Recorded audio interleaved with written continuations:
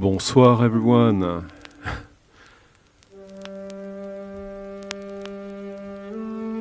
Back from the 2 weeks break, meeting a lot of people, taking a lot of planes, coming back sick and exhausted. Yeah, I thought I would not be able to do the stream tonight. I've been having a fever, quite like 41.3 yesterday. So pretty dramatic.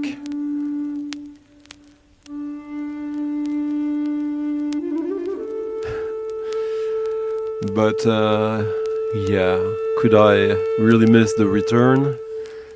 Plus I have some little surprise for you tonight.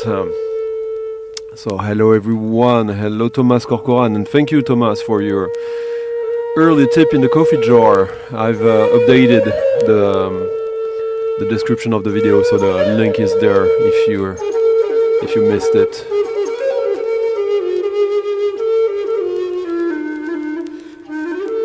Hello Shaman. No, I'm one of us. Gidget, Frank. Yeah, the link was missing, but it's on now.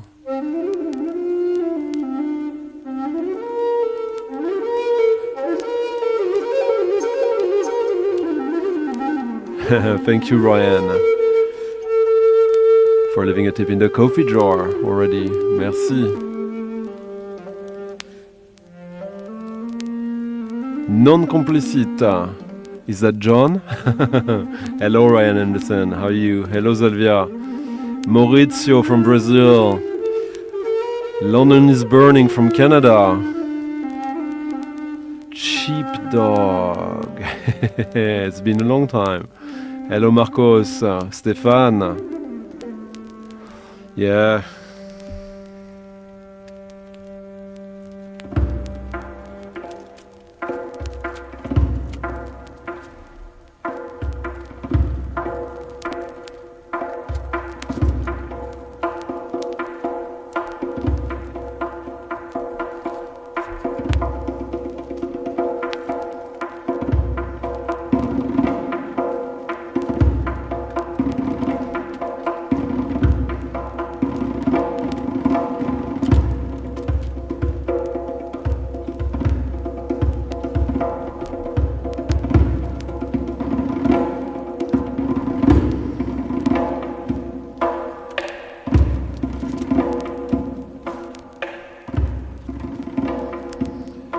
Compare vinyle, salut. Pican, hello Pican. 4D Man.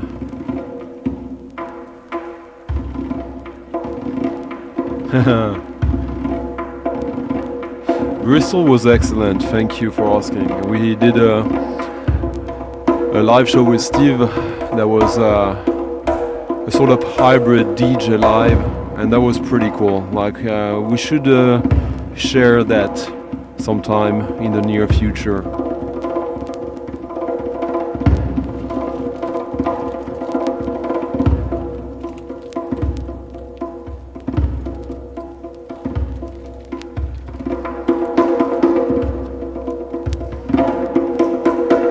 Just trying to find the cover of the record I'm playing right now, which is well,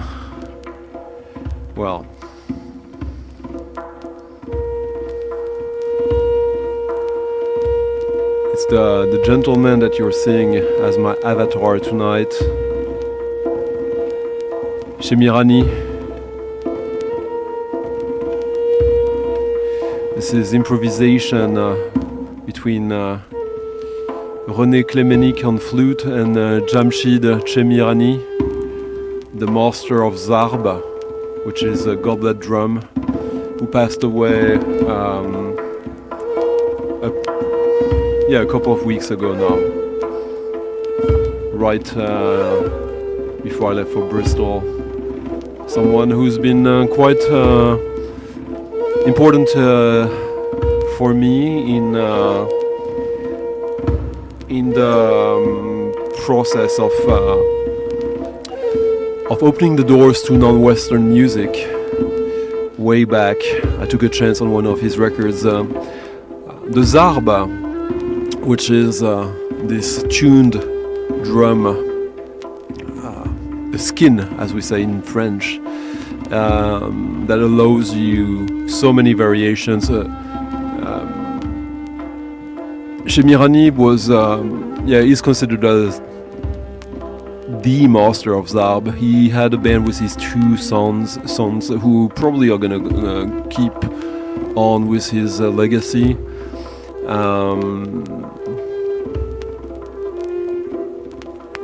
Well, I must say, like, everything must go on, but this one actually meant something to me. Hello, Sylvain. Hello, Ed. How are you doing? Hello, Bernd. How are you doing? Nice to see you on the live. Hello, Sinister, Australia. Salut, Robin. Ah, there you go.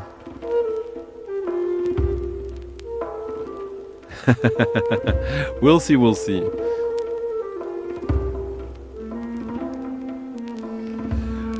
Well, here we are. It's minus something outside, and I have two heaters around me, just in case. Hello, Steve. People were asking about our performance from 2 weeks ago. No, he was, as the name says, Shemirani. He was Iranian, but lived in France for a good portion of his life. He passed away in the south of France. Yeah, I took a chance on. Why not, huh? Thank you. Thank you, Ryan. I believe it is you, Ryan, here. How many records did I get from Utrecht? None. I did go to the outdoor market of Utrecht before I went to Den Bosch, but Den Bosch I got something like 50 records, including 4 or 5 doubles that were too good to leave by. Hello, Quint. Yeah. Hello, Jose. But yeah, I got cheap records, expensive records in Den Bosch. This Den Bosch was, for those who don't know, Den Bosch, I'm talking about the big record fair, the biggest record fair in the world. Just short of like 1,000 sellers there, plus the private ones who are who come without an official table. I did buy from a seller who didn't have a table. So there you go. Hello, Andorra's Revenge. Ah, yeah. See, so Steve was on the modular synths, a sort of Euro rack. He put together for the show, and I was on the turntables and effects and the mixer. I was mostly playing the mixer, and we recorded it. I'll have to edit one thing off because of a technical failure, and hopefully we'll share it with you sometime soon. Hello, Anders, Hans Gunnar. Hello, Daniel. Hello, Greg.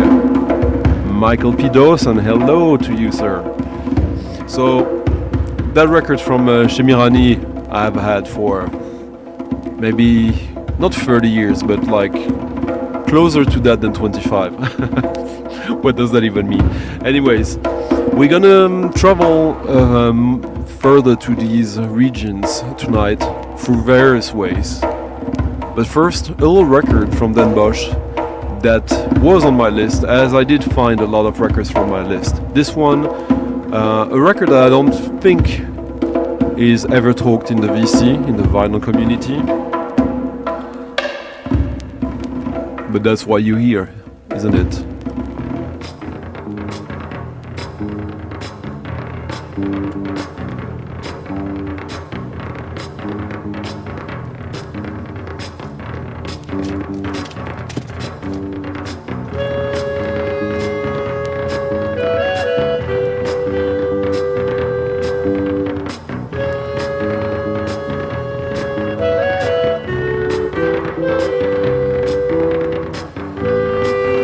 the record I just played before, the Shemirani.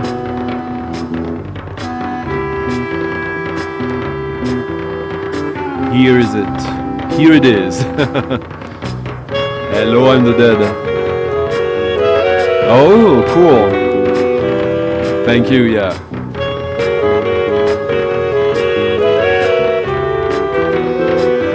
Oh, thank you, Euler, Bernd, for leaving a tip in the coffee jar as well. And Gidget as well. Frank, thank you guys. As you know, this stream is happening almost every week on Fridays, thanks to you. Thanks to, a little bit to me, but also to you who support it and make it possible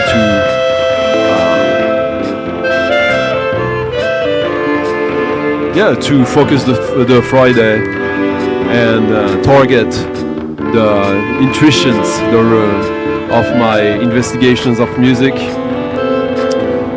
So if you can't support the stream like Gidget, Bernd, Ryan and Klatubar, Shamon earlier this week, Thomas Corcoran, Andrew Dukov, Thorsten. You can always leave a like to the video and a comment, it's always appreciated, especially if you're watching this a little later, so I know what you thought of the stream.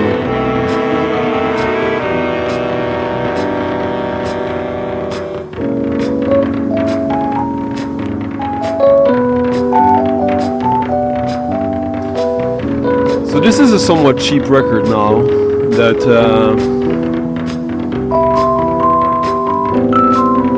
had been on my radar not for that long.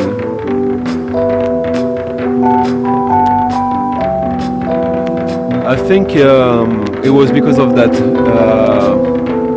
French fusion record on FLVM that I played recently that I discovered that record.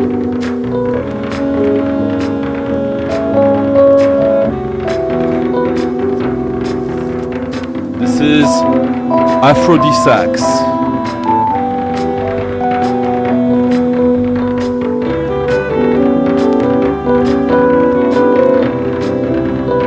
(1985). No musician, no well-known musicians at all.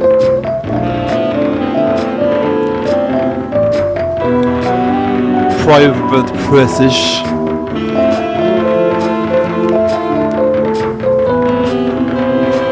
I think. Yeah, not on label. Total private press. Here is the link of the record. I'll try to do that as much as I can tonight, but don't hate me if I lose the feed. Thank you, Daniel, for a very nice tip in the coffee jar, and Raf as well, and Marcos. Thank you, guys. I need to replenish the budget after that Den Bosch, I can tell you.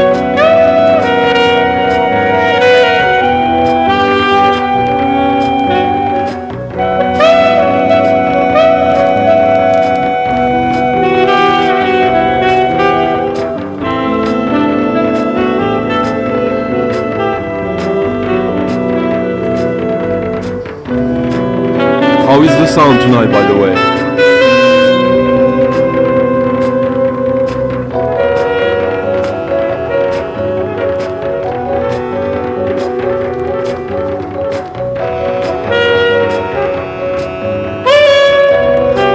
Hello Artnoularta, how are you doing, my friend? Hey Nogarde. Salut Chris, how are you?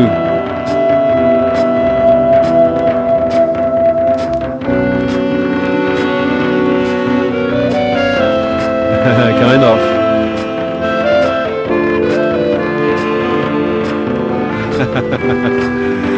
Hello, Perfect Prescription. Cheers.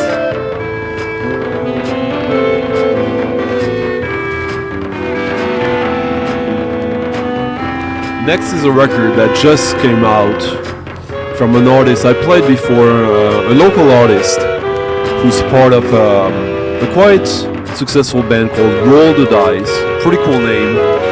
A duo between Peder Mannerfeld and Malcolm Pardon.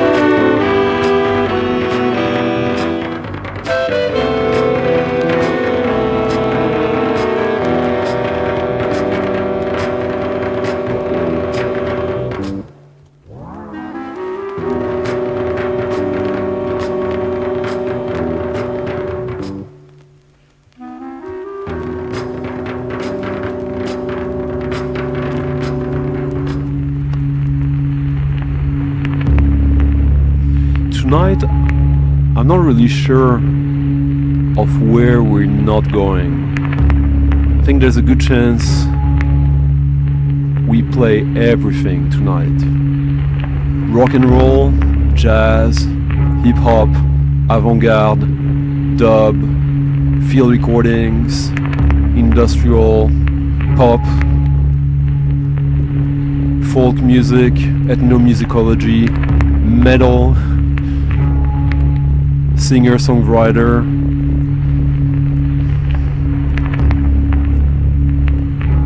Yeah, I'm not sure there's anything off the table tonight.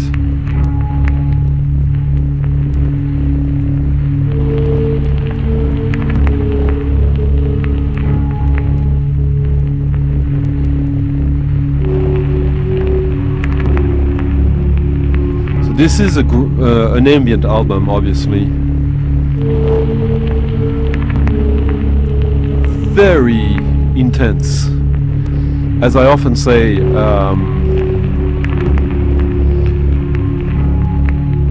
ambient without tension, that's new age. This is not a new age album.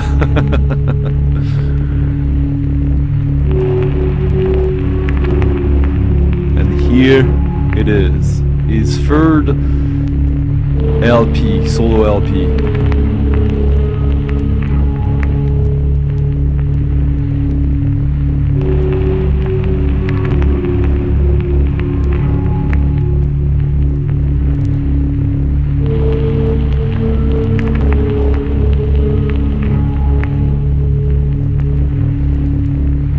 Oh, which one are you talking about? I'm not sure I get it, Thomas. Hello, Ben. How are you doing?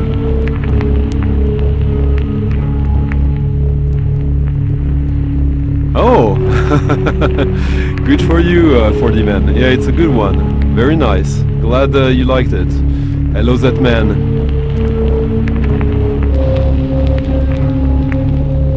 Yeah, that one. You should be able to. You should go on Bandcamp. I would say it's probably there somewhere, and it's reaching shops. They did. It's a small batch, but yeah.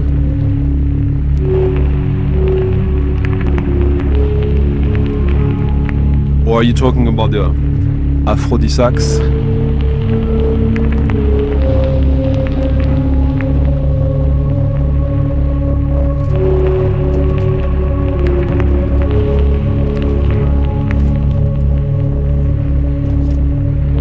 I came back with records everywhere. There were, I mean, I didn't buy that many in Den Bosch. I mean, yeah, 50, but some of them were box sets, and yeah, it's gonna be an intense end of the year in terms of arrivals and finds, etc.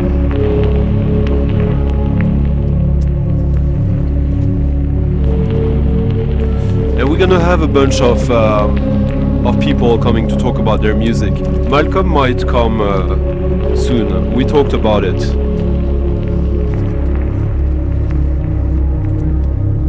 Yeah, in his band, Roll the Dice, you could, which is sort of a rock band, electronic rock. You could hear an absolute stunning level of production.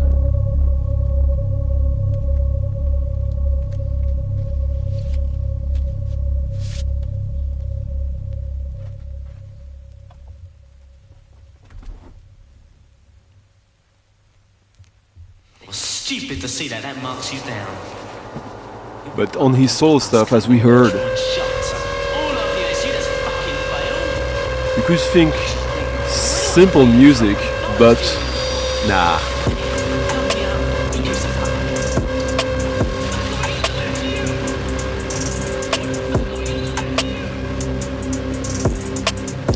Now an album that's been long in coming. Tell me why your girl's pressed up on me. Is it cause she knows I'm a man of God's will? I don't think you really wanna know me. Can't find the sound of Berlin or them Hollywood hills. Or if you really want me, better show me. If you don't show me, then the next Hello, rembobinage du Strator. on the highway down in Houston. Call it Space City in the land of God's will. Barking like a dog, you better stop that. You ain't know that The first album on vinyl by this artist, I think, was maybe album of the year in the Wire magazine, out of nowhere. So of course I was anticipating this record a lot. You won't catch me in Balenciaga. I only walk it On the ever interesting Jordan label Droned by Locals,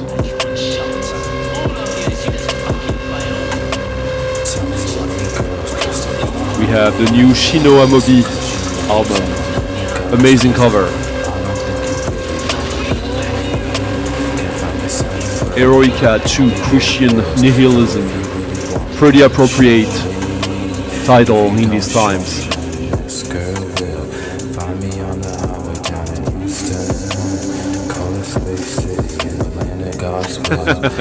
Cheers, that man. Malomore, okay, I understand what you. Host is me, Thomas, in my world. My guest.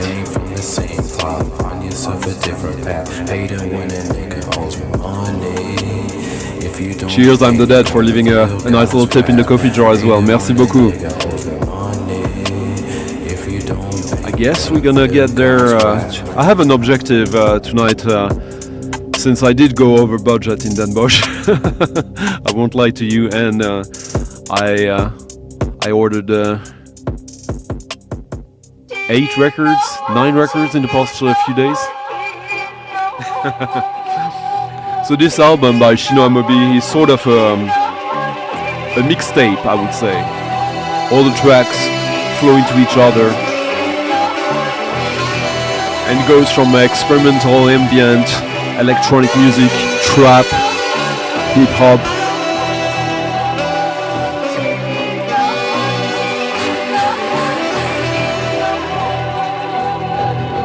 Future folk music.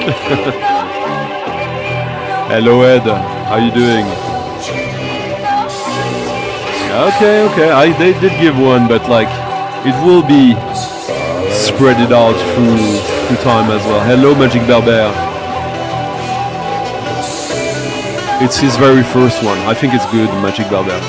I'll talk about it soon. Hello Brian, how you doing? It's a great album. I'll just let it flow a little bit because... oh yeah, so not totally a mixtape. Here, indie now.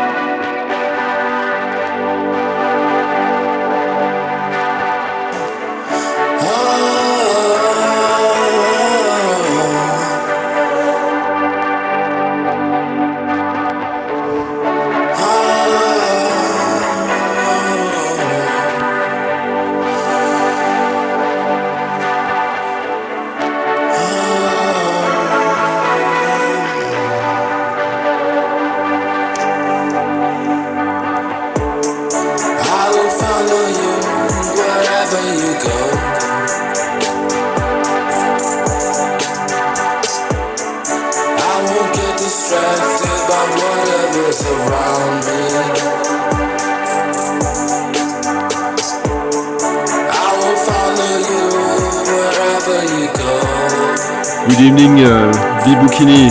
How you doing? Hello, Paul. Nice to see you, fellow Den Bosch warrior. Hello Andrew. Nice to see you. You've been looking for me for all of your life.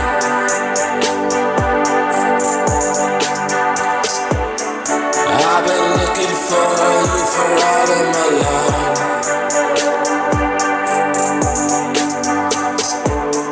I will follow you, girl, wherever you go. I think this Den Bosch is when I paid the most for a record ever. And it might not be for the one you think. I am the groomsman, you are my wife.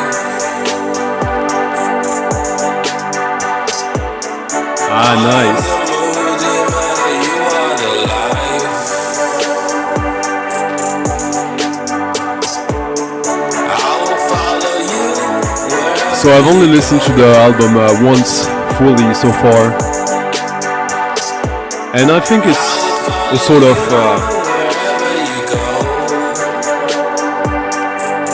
full representation of the world today. Yeah, I see what you're saying, Roy Montgomery. Not as dirty, but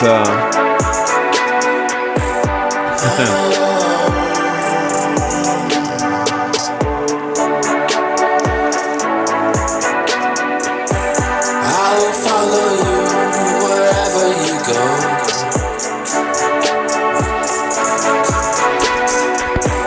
I won't get distracted by whatever's around me.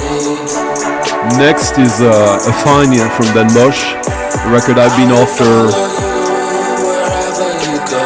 maybe for 4 or 5 years. My friend Alex got it some time ago, and Faust in the Head got it last week as well, in New York of all places. I got it at the source.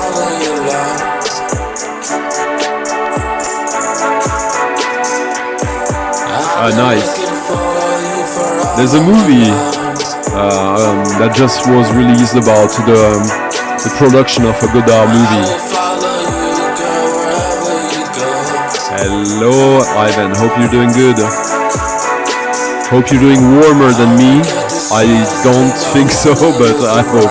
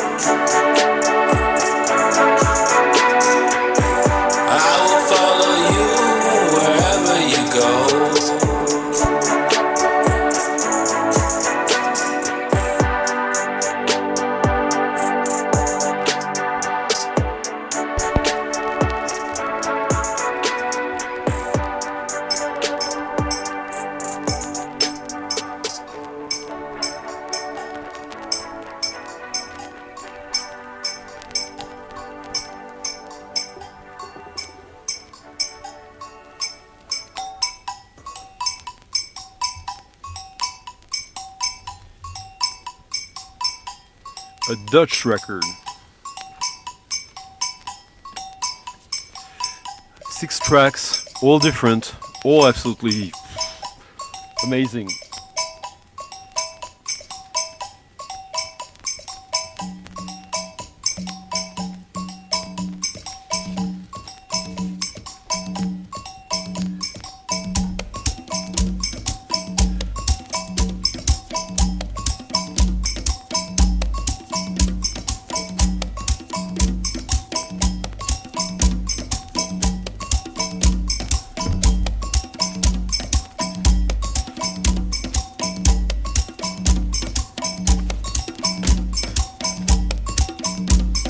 So this is the only album that I know of, at least, from a collective of percussionists from the Netherlands. Biologic music.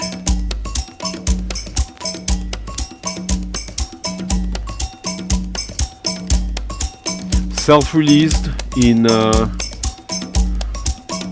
Well, does it say here? Let me find it. The producer of this still has copies of that for sale on Discogs, but he's not cheap. I got it much cheaper in at the record fair, which was unexpected, but where else was I gonna get it? So the name of the band is the Airlands Percussion Ensemble, HPE. Biologic Music is the name of the record. Some tracks have saxophone, and it's not just percussions, but I thought I'd play one like that. Oh, I forgot. Here's the link for the Chinois Moby record. And here's the link for the HPE record. Hello, Miss You. How are you doing?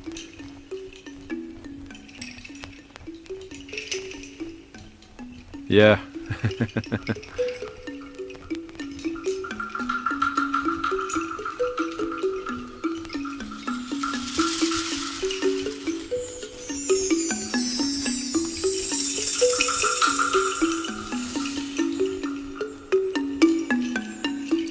So we're about to enter a little different segment of the stream. As you can hear, this second track there, well, we're getting closer to the fourth world of John Hassel. 1986, that record makes sense. Here we have a bunch of marimbas, balafon, vibes. Still no saxophone on that track,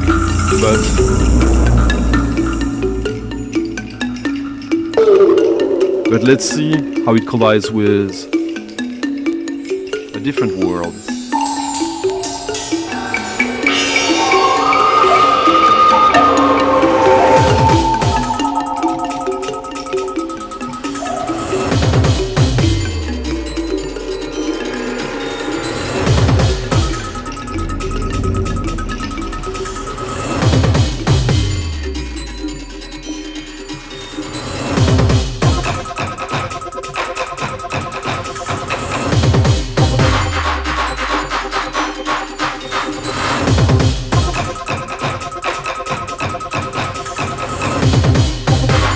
I don't think so on the Rise Revenge.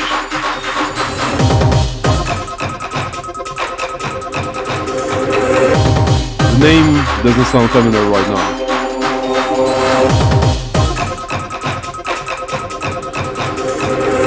Wow. That's pretty great, Stefan. My trip was pretty good in that regard as well.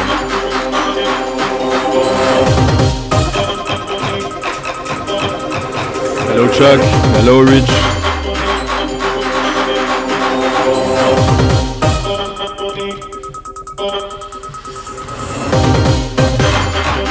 Now Rami.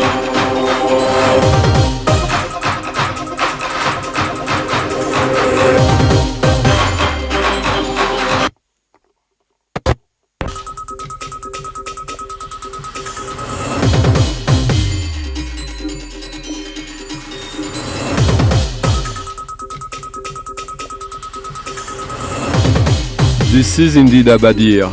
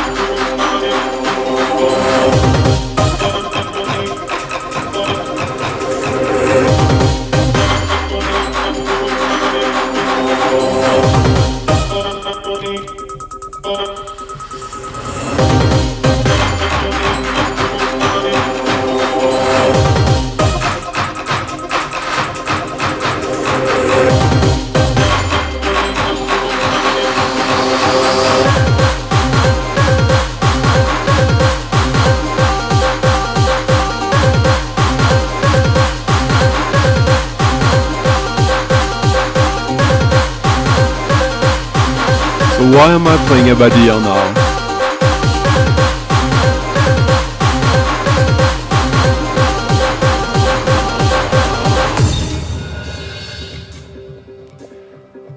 Music from the ultra now, I would say.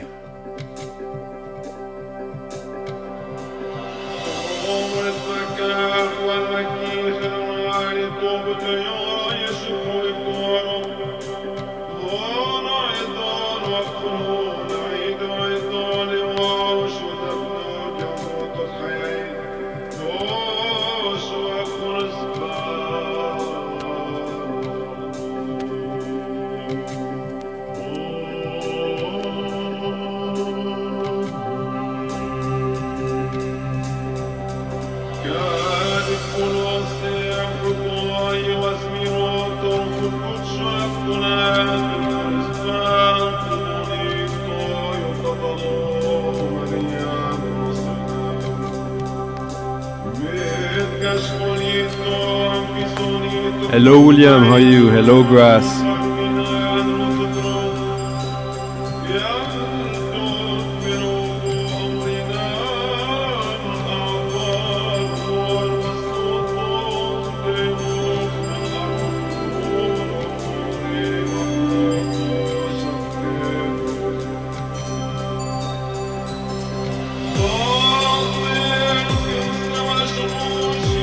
Hello Sean, how are you doing? I know it's difficult for you. So we're almost 100 people now live. That's nice. What would be nice is if we had one more, since Abadir Rami is supposed to be here with you now, with us now. I saw him pop up at the beginning technically, so he should.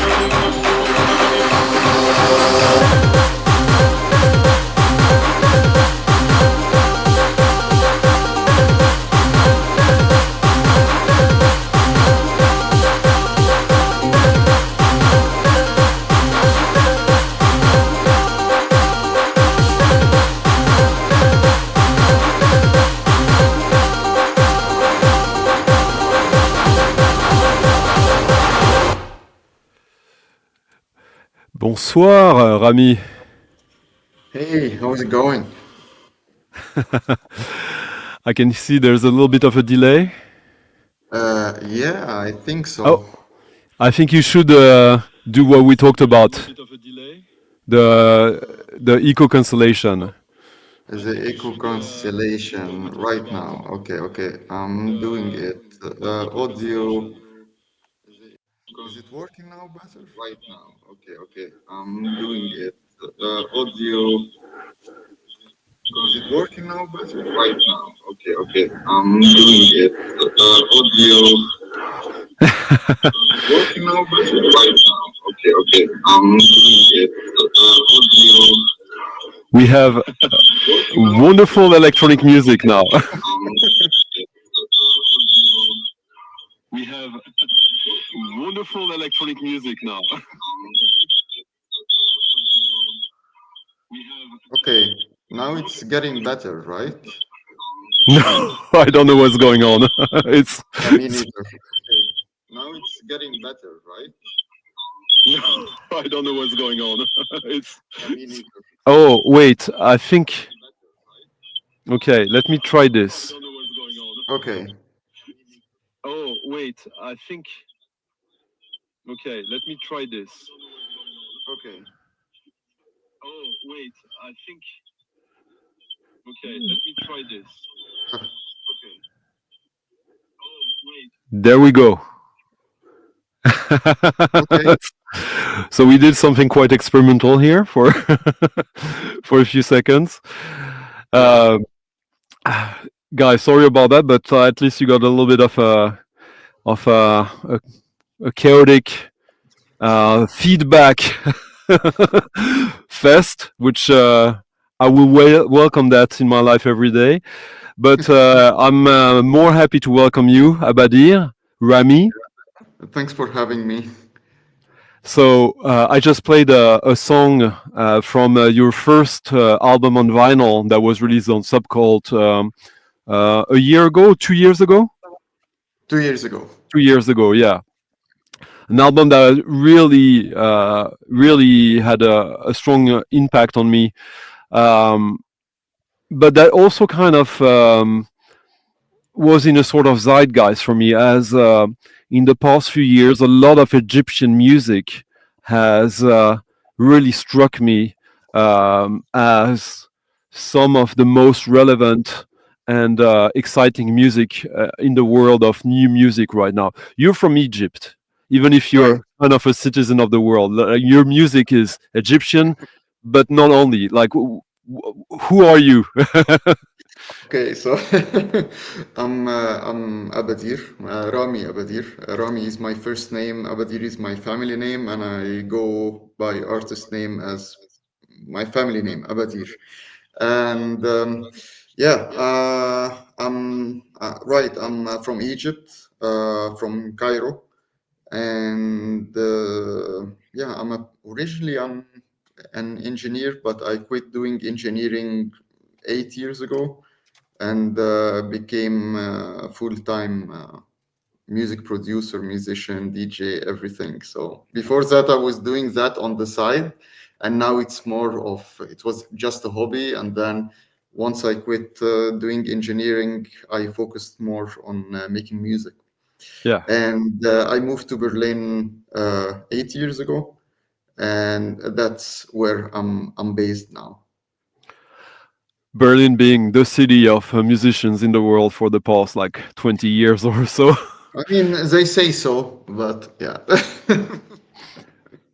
But okay, so some people who are musicians, electronic music producers in Berlin, are just electronic music producers. Your music is not rootless. Obviously, as we could hear, there is um, a sort of clash of hyper modernity in it with something um, much more timeless. Yeah. Oh, thanks. uh, yeah, I agree. It's a mix of a lot of influences. So I've been, I'm originally coming from a background of making rock music. I used to play in bands, and you can, like, especially from this track that you just played, for instance, it shows some some influence of, yeah, what I can call a prog rock or something. So yeah, so a lot of rock, a lot of prog rock, new wave, post punk, grunge, everything, and then not only that, it's a lot of electronic music, uh, all, quite old electronic music, and even more contemporary electronic music. And recently, I would say in the last 4 or 5 years, I start to you can start hear a lot of influence from the region that where I'm coming from, so the Arab region. So, and especially in terms of samples, in terms of melody, in terms of rhythm section as well. So at the end, it's a mix of everything. And I don't restrict myself to a certain sound or certain genre. So it depends. Whenever I want to make club music, I make club music. If I want to make some conceptual album, I go for something like kid bashing, which, yeah, thanks a lot for playing it during your last show. I appreciate it. And sometimes I do also ambient music. So yeah, whatever. Uh, in the for a lot of us in the Western world, Egyptian music is sort of like a postcard uh, aesthetic. Like, of course, we got the belly dance, but belly dance, like, it's sometimes it's weird because, like, um, for example, a record. I don't know if you know this, a record like this. Yeah, sure. Yeah. So, Camille Senkesh, Yeah, obviously it's very serious music, but that he yeah, had to put belly dance on the cover to sell it. right. Yeah. But Actually, a lot of vinyl records that they were printed in the US, yeah, maybe the music doesn't have anything to do with the image on the cover, which is pyramids, belly dance, someone yeah, riding a camel or whatever, but the music doesn't have anything to do with that. So it's just a matter of selling people some uh, uh, yeah. exotic elements. Yeah, yeah, exactly. Yeah, and it's So, amazing music, by the way. oh, absolutely. I mean, Yeah, Kamesh, like I was talking of my trip to Den Bosch, the record fair. Like, one of the biggest finds for me was this record that I had been after for quite a while, right. uh, Yeah, which is also like crazy tablas. So what's interesting with uh, Kamis Hemkesh is that, like, he played many instruments, but he was also known for the tablas. And in the early '80s, he started to use electronic effects on them. So right. there is, I mean, he was probably an avant-gardist in a way, but there is a like, it's not all postcard music. Like, Yeah, in the past few years, you've had Rosma, you've had who else? Phase, three phase. yeah, Free Phase. You had Ali Asa, who came to my music festival last summer. You have also a lot of records from t- t- Yeah, Abdullah Minyawi also. so Zuli, Zuli, 1127. Zuli, A who lot. you probably closer to Zuli in a way. I Yeah, would say. yeah, we are Yeah. old friends, and we used to live on the same neighborhood in Cairo, and now we live in Berlin. So, was there, is there a local scene in Cairo for avant-garde club music or experimental Yeah, music? yeah, definitely. There is definitely, and uh, there are like three phases of that. So first phase was back into around 2003, 2004, and that was going around a label called 100 Copies, and artists like Hassan Khan, Karim, Lotfi, and many others. So that was a phase that maybe lasted till 2012 or something, right after the Egyptian revolution. And then there was another wave that had artists like Zuli, Three Phase, 1127, and so many others. And that was basically around 2013 when Zuli and another friend called Asim, they opened a club called Vent in Okay. downtown Cairo. And this project or this club lasted around, yeah, 1 year and a half, and after that there was a period of silence, and now for a couple of years, and now there are some collective doing a great job throwing parties, doing events like Jelly Zone, Mushtarak collective, There are some like two or three other. In total, there are like two Okay. or three collective So making parties. you said it stopped for a while after a year and a half. Why? Is it difficult? Is there pressure? Is what's the issue? There was after Vent. Vent was like a peak of, in my opinion, for that scene, for the we call it electronic scene, the Cairo electronic scene or whatever, and uh, and then after it closed, there was it was kind of difficult to find venues to play. Okay, so Vent was for almost 2 years the venue that everyone goes, everyone play, and then after that we ended up with no other venues, and maybe making some club nights or some events in and that is facing problems, issues to make it, because usually the thing in Cairo is, or in Egypt in general, is kind of bureaucratic.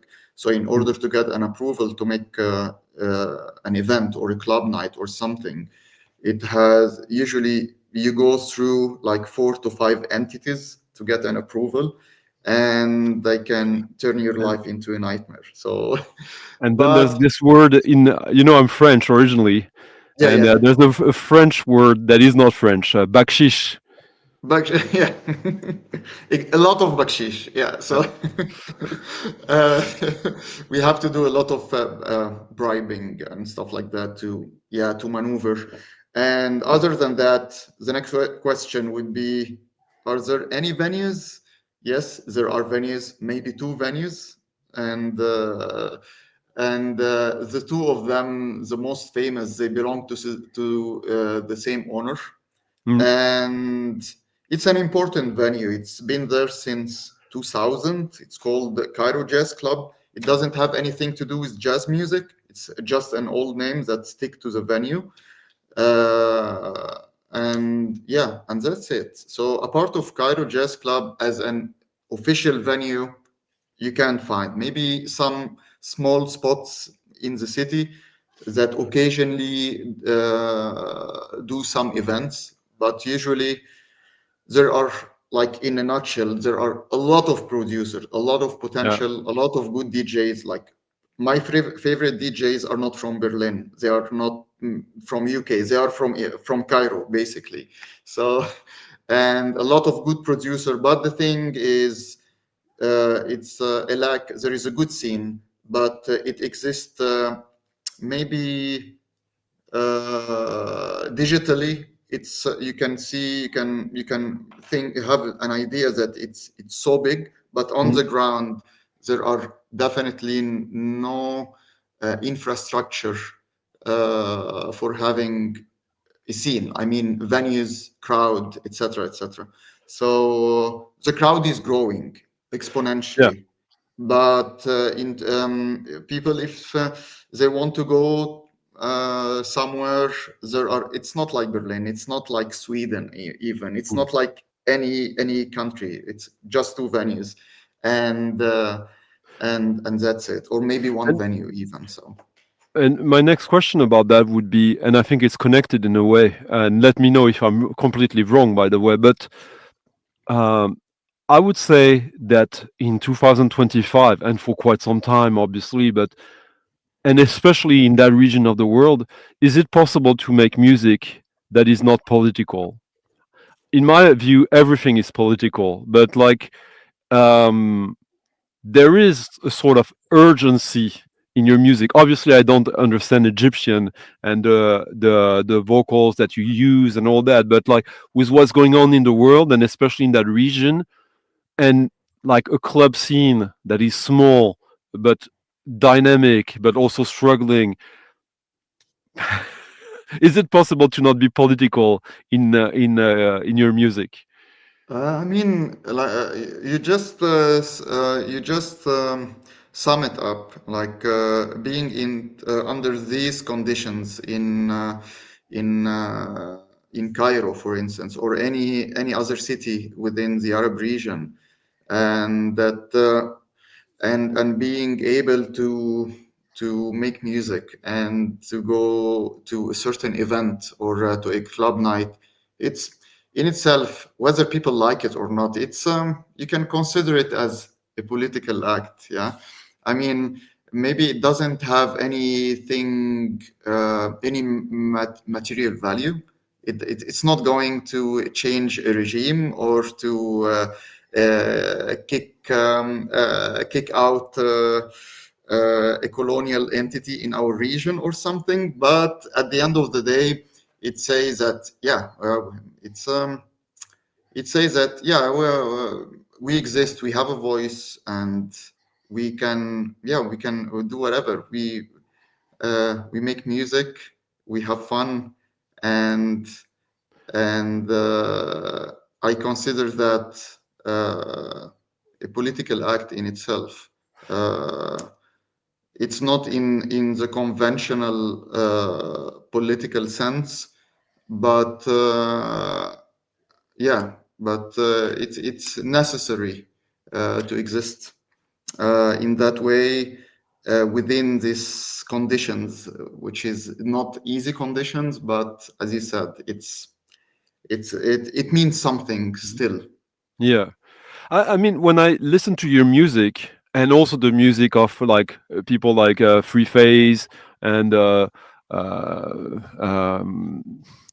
others, and there's what I really like in a lot of this music of the past few years is there's obviously a sense of beauty that is there, but there's also a massive contrast with, I wouldn't necessarily say violence, but something that is I mean, your music is quite in your face. It's not.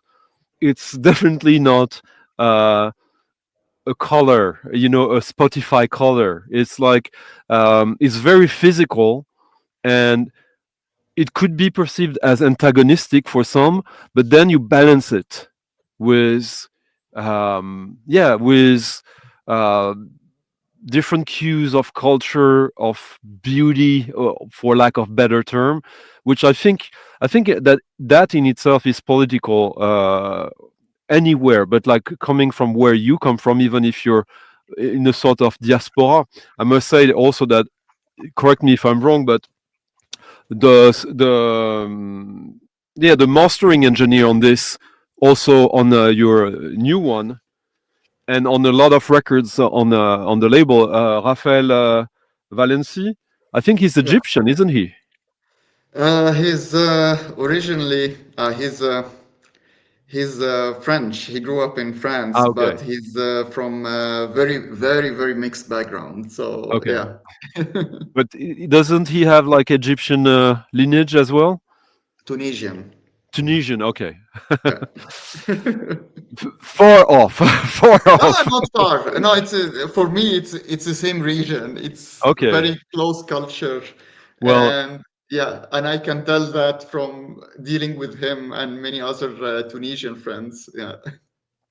but I mean, Tunisia, Algeria, Cairo, Jordan, uh, very, very far away. But do you like? I mean, in Scandinavia here, we see Danish, Finnish, Norwegian, Swedish people as close, but also very, very different. I assume it's the same. It would, like, when people call you the Arab world, it's it's a little bit problematic, isn't it? It is for some, but for other, I think it's not a problem. I mean, for me, it's not a problem at all. Okay. So, and for me, as for some other people in Egypt, it could be problematic. Definitely in other countries, like in Libya, like in Morocco, for instance, that has a big Amazigh heritage, and Yeah. that it's still present till now. And being called Arab, maybe it's not their favorite thing, and for some, but still for others, they use it. I mean, at the end of the day, we use it as it's not something metaphoric, but saying it's someone is Arab that from all this region, it means that they have a common language, a common struggle, common interest, common values, and common yeah. So for me, being an Arab, it could be like that. I mean, for some other people, like Kurdish people, for instance, maybe they wouldn't like to be called like that. But for so-called minorities, they for quite long time they always felt being called an Arab is something that has a very political meaning. And this very political meaning grew up especially after the Nakba, after 1948, and with so this and a lot of left-leaning parties and leftist politicians, whether regardless of their background, that definitely it's not Arab. They see being called Arab as a common struggle. And here I'm not speaking about Arab nationalism or anything, but it's a way to, in my opinion, it's a way of resistance, because if you are speaking about, I don't want to go too much politics here, but the thing is, there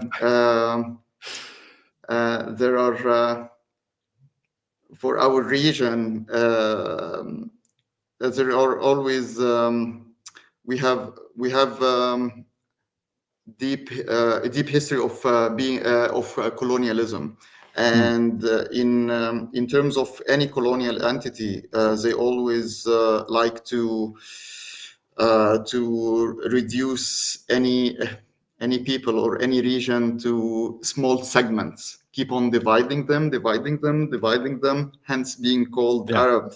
It's something, for me, it creates a form of resistance to any colonial mind.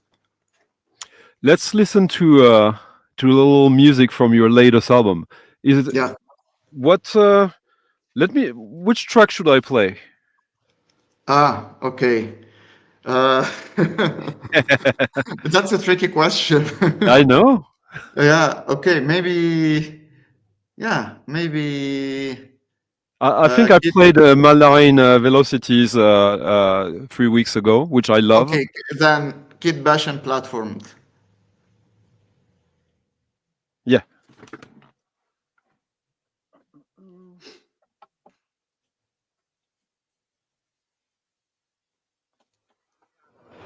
How do you have my mics? Yeah, me too. I don't have enough for this. I never read. $1 to start.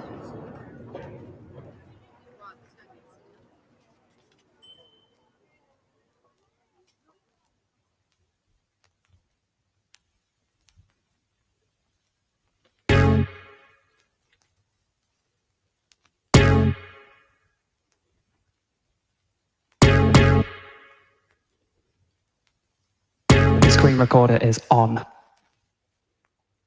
Screen recorder is on.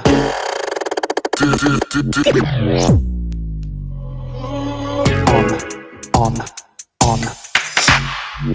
It's just not. There's no wall since your fist. Like. It's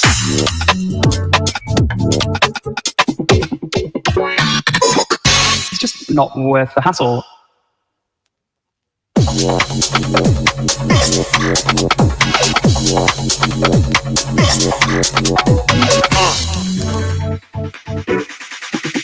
Like. Never go. Never go.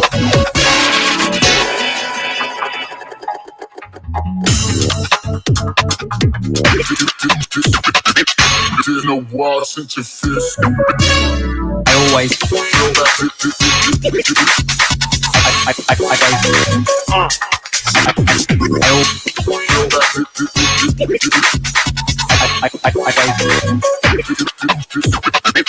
There's in a while since you fist.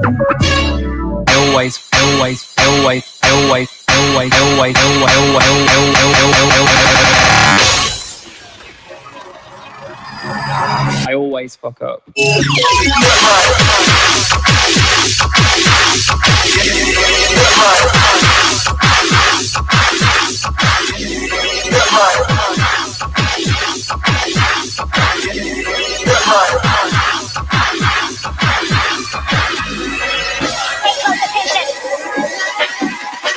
But I have ADHD.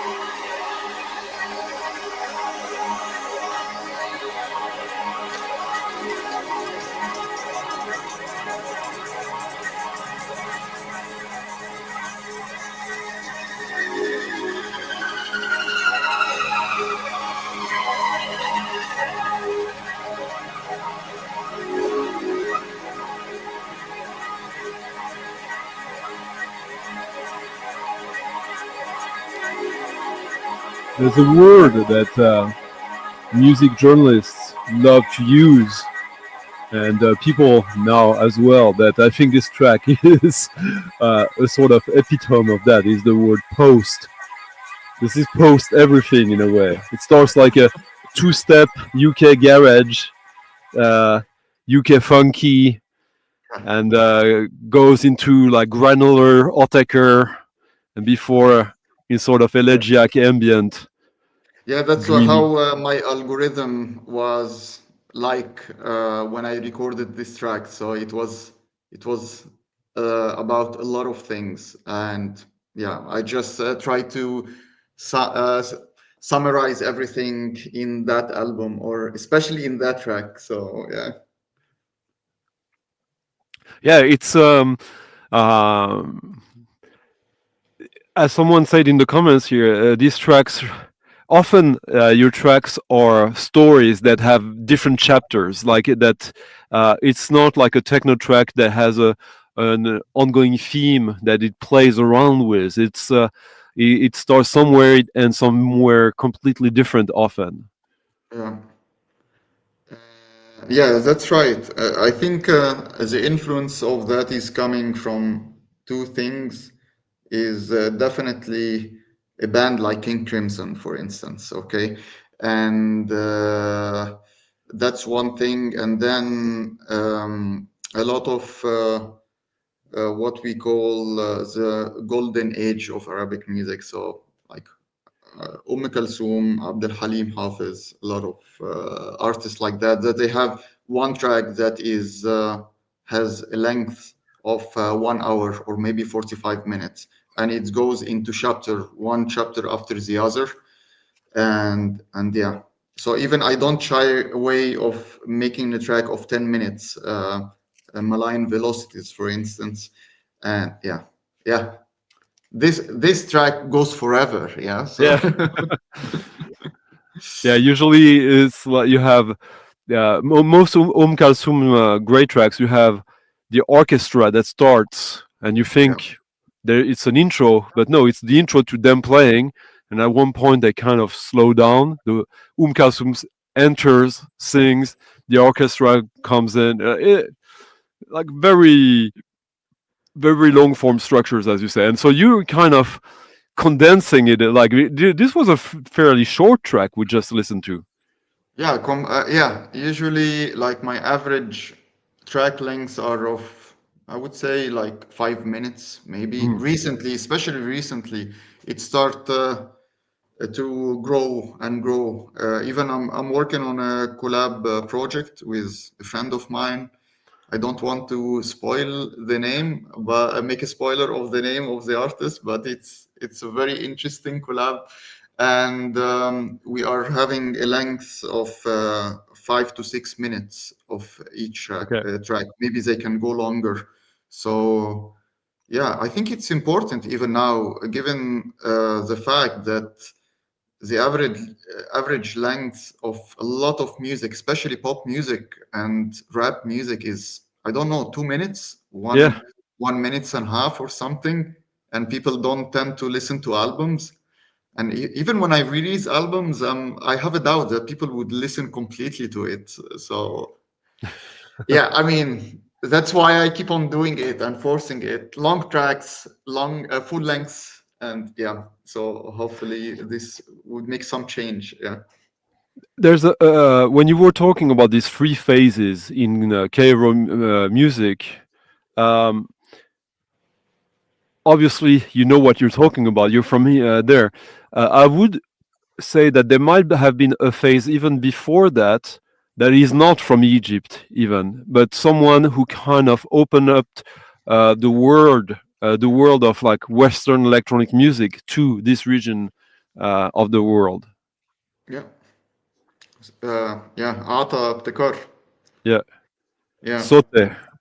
Sote. Sote, who released an EP on Warp, something like over 20 years ago. That was unheard of back then. Yeah. There is also a very interesting project by that was in 2003, 2004 by Hassan Khan. It's called Tabla Dub. Uh, Tabla Dub is very influential for many people. That has an influence on people like Three Phase, on me after that, and yeah, many people. And actually, if you go back in the 40s, so there is Halim al-Daba, of course, who was the predecessor of the so-called concrete music. So he was the first concrete music artist. So yeah, it has its roots. And then in the 70s, there was also Salah Ragab, who is Oh yeah, yeah, yeah. yeah, who was putting a lot of electronics in his with his jazz bands, and made this very important collab with Sun Ra. I Yeah, guess that yeah. That- How do you think that now that you live in Germany,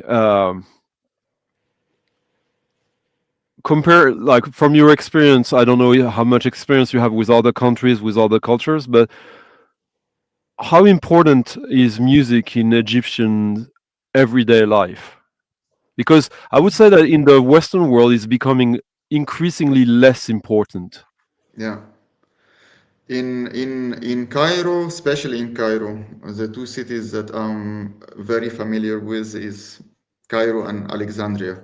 So no, music is a big thing. It's in our daily life, even in the if you go in the public transport, for instance, you can hear it everywhere in buses, what we call minibus, the small one, and there is we have something called tuk-tuk, which is a Yeah, very yeah. small van. Yeah. So, and so everyone is playing it. So, and usually what they play is mainly mahraganat, or so-called electro shabi, and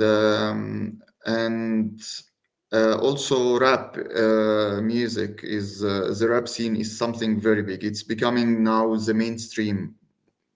You can consider it as the mainstream of these years, and so even on a in the daily life of the people, it's something is part of their practice, daily practice. If you go to any cafe, or at night, let's say in even at midnight, and you want to have a tea or something and smoke a shisha or whatever, there will be music. There will be music at 3 a.m.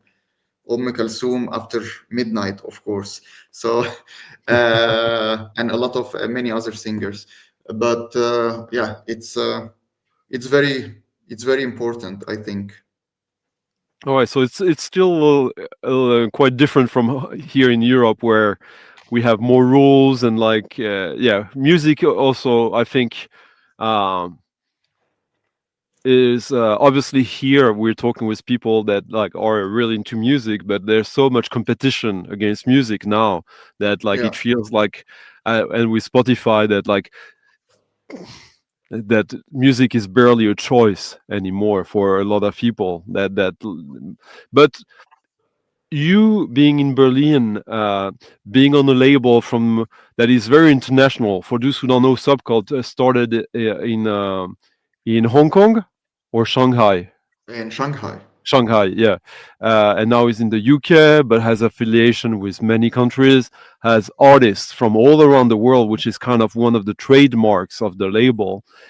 Yeah, And had like a pretty cool party in Reykjavik in Iceland earlier this summer.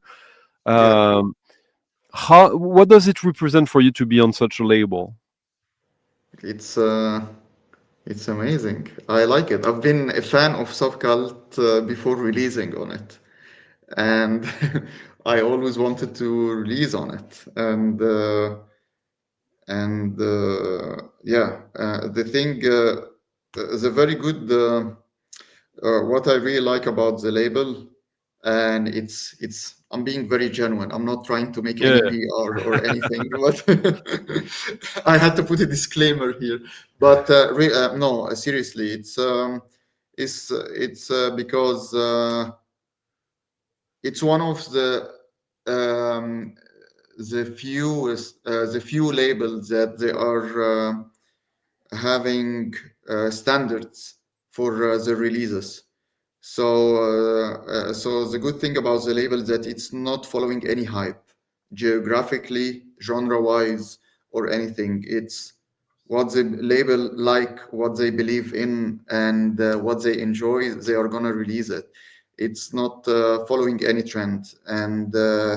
And usually, if, in my opinion, if I come, I'm gonna speak about myself, not speaking about any yeah, other artist. But if I'm going to give them a demo of a release that is kind of very trendy sound, they're not going to release it. And even if my name, even if I have, because everything now it's measured by the reach and Instagram and all of that, even if I have like 1 million followers on Instagram and I have a very big name in the market or anything, if it's very trendy, if it's not challenging in a way, they are not going to release it. So it's one of the few labels that I believe that they are still sticking to high standard of music and good values. For those And who don't know, in the listeners here, the subcult label, Gaz, who runs it and does everything, he is an amazing curator, so much so that he has actually gained access or been asked by prominent, like massively mainstream pop artists. I won't say who, but to do art direction for them. Um so it might be difficult for some to understand that, like, Abadir here is only 1 degree of separation between maybe not Lady Gaga, but it could be in a way. It's on that level. Let's put it that way. And that's what I like about what Subcult has been managing to do, is first to blur the lines between the Western world and the new world and the old world, uh, the non-Western world, in terms yeah, of exactly. music, culture, but also in terms of money. No money, lots of money. That it's both out there. Like he manages to bring on the table, um, yeah, both this world, and I think, I often say that when you come from a culture, musically or just in general, and you're exposed to something that is quite alien to you, like here on this stream, where sometimes I will play, for example, zouk, or rai, and I understand that for a lot of people from the generation now, it sounds very different and remote. But when you manage to get into it, you feel more free. It gives you a sense of freedom that is very empowering, and I think that. That's what I like about your releases. The label, I don't like every single release on Subcult, but like, I am curious about everything he puts out, and your releases in particular, I think, managed to reach that sense of challenge, as you were saying, that is very important. Also, pleasure, and yeah, and your music asks a question. I don't know exactly what the question is, but I want to be asked questions. Why? Otherwise, why would I even buy new records? Yeah, yeah. And and And by the way, as you yeah, said, go. the thing that again, and that subcult is releasing music from all over the world. For me, it's quite crucial. It's very important, and to be something, to be part of something like that, a label like that, it's something that we really need. So whether that when it was based back in China, it wasn't only releasing Chinese artists. When it moved to UK, it's not exclusively British artists. No, it's so and it's good. It's good. It's been like an open door for many listeners from many different cultures to listen to other people's culture. So that's a good thing. And also, it is still a label that is 100% about music. For example, a label that could feel similar, a label like Pan. Pan, I don't know what they are anymore. I don't know if they're like a music label, a couture maison, or like which it's fine for what it is. But like, uh, a- and there's this last aspect that I wanted to speak quickly with you about, which is also that, as you've noticed, this stream, this podcast, is about music, but before being about music, it's about vinyl records. Like, if it's not Yeah, on vinyl, it's not gonna be here. that's very specific. Yeah, That's really nice. I mean, yeah, that's also what I like when Gas told me that about the opportunity to be with you. That I was like, okay, let's do that. Yeah, because I knew in advance that it's purely about music, and it's something that is in line with what Subcult is doing. It's purely about music, and that's what I'm doing. Also, it's purely about music, and the thing is, yeah, nowadays you can see that there are other factors around music that they are kind of shaping the music, but I'm avoiding that. Whether it's like music is becoming a fashion or something, Yeah. and to be honest, I hate that, and I've been criticizing that for some years, and even yeah, whatever, even kid bashing is a critique of all of that. So Can you explain the title? Because like for me, it's I don't know what it means.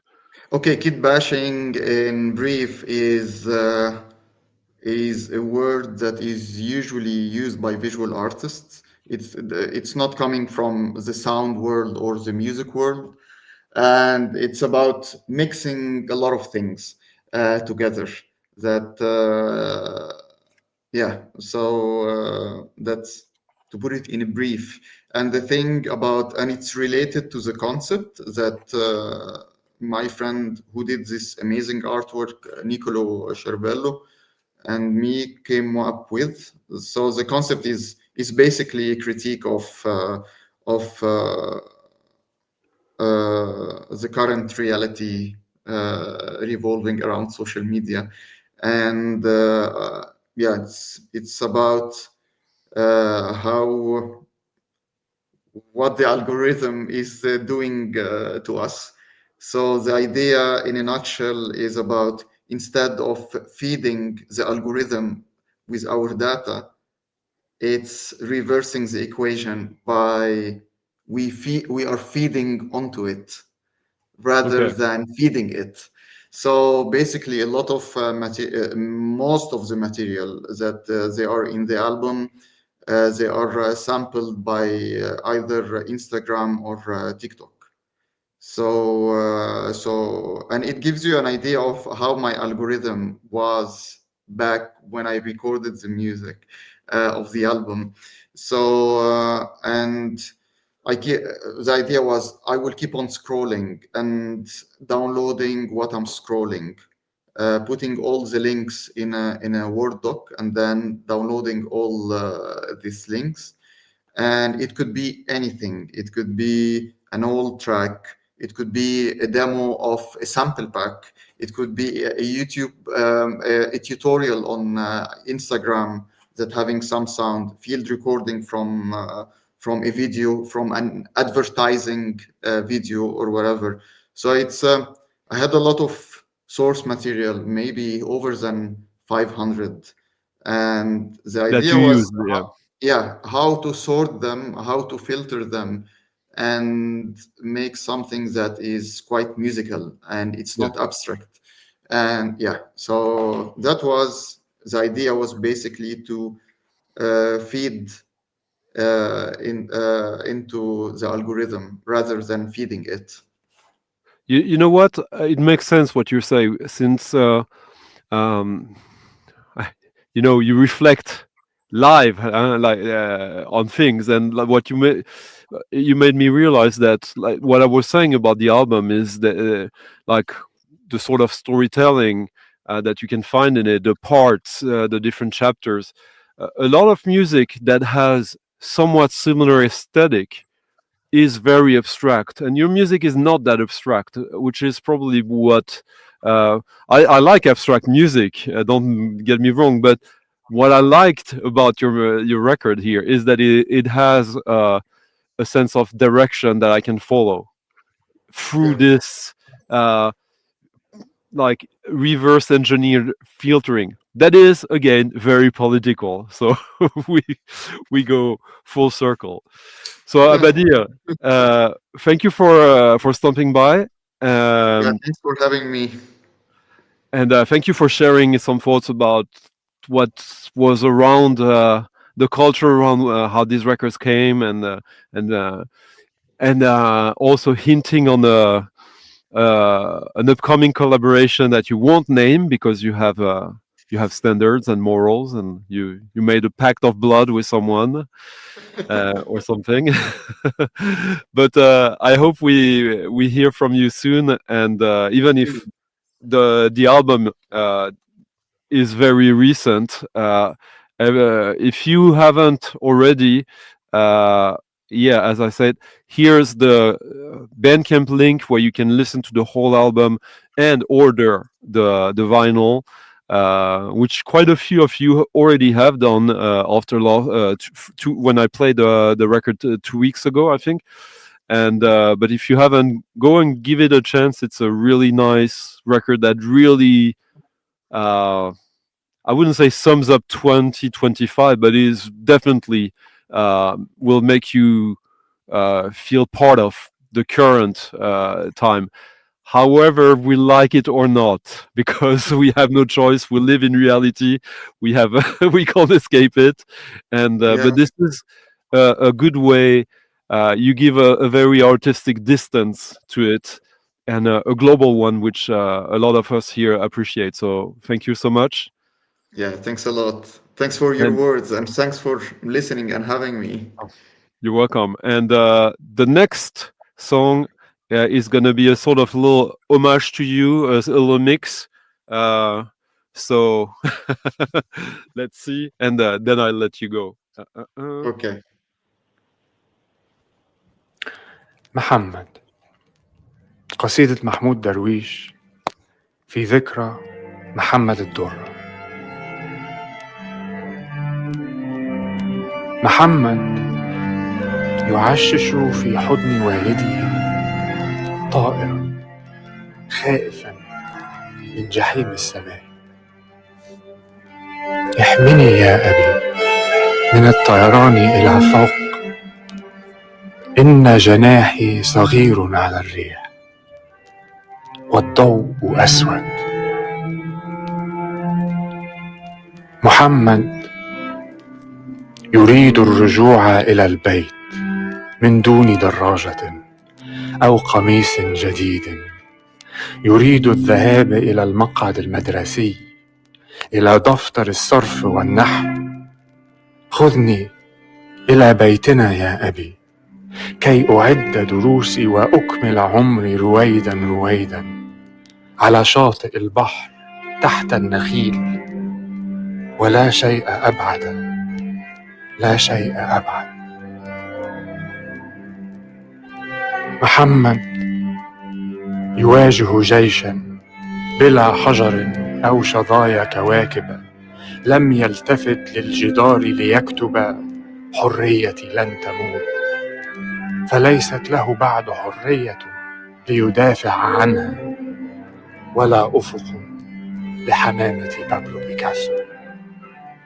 فما زال يولد، ما زال يولد في اسم يحمله لعنة الاسم. كم مرة سوف يولد من نفسه ولدا ناقصا بلدا، ناقصا موعدا للطفولة. أين سيحلم لو جاءه الحلم والأرض جرح ومعبد؟ محمد يرى موته قادما لا محالة، لكنه يتذكر فهدا رآه على شاشة التلفزيون، فهدا قويا يحاصر ظبيا رضيعا، وحين دنا منه شم الحليب فلم يفترسه، كأن الحليب يروض وحش الفلاة. إذن سوف أنجو، يقول الصبي ويبكي، فإن حياتي هناك مخبأة في خزانة أمي. سأنجو وأشهد. محمد ملاك فقير على قاب قوسين من بندقية صياده البارد الدم. من ساعة ترصد الكاميرا حركات الصبي الذي يتوحد في ظله، وجهه كالضحى واضح، قلبه مثل تفاحة واضح، وأصابعه العشر كالشمع واضحة، والندى فوق سرواله واضح.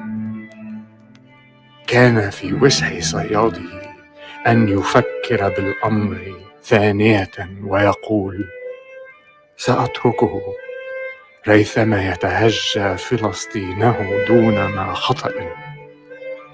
سوف أتركه الآن رغم ضميري وأقتله في غد عندما يتمرد. محمد يسوع صغير ينام ويحلم في قلب أيقونة صنعت من نحاس ومن غصن زيتونة ومن روح شعب تجدد. محمد دم زاد عن حاجة الأنبياء إلى ما يريدون فاصعد إلى سدرة المنتهى يا محمد.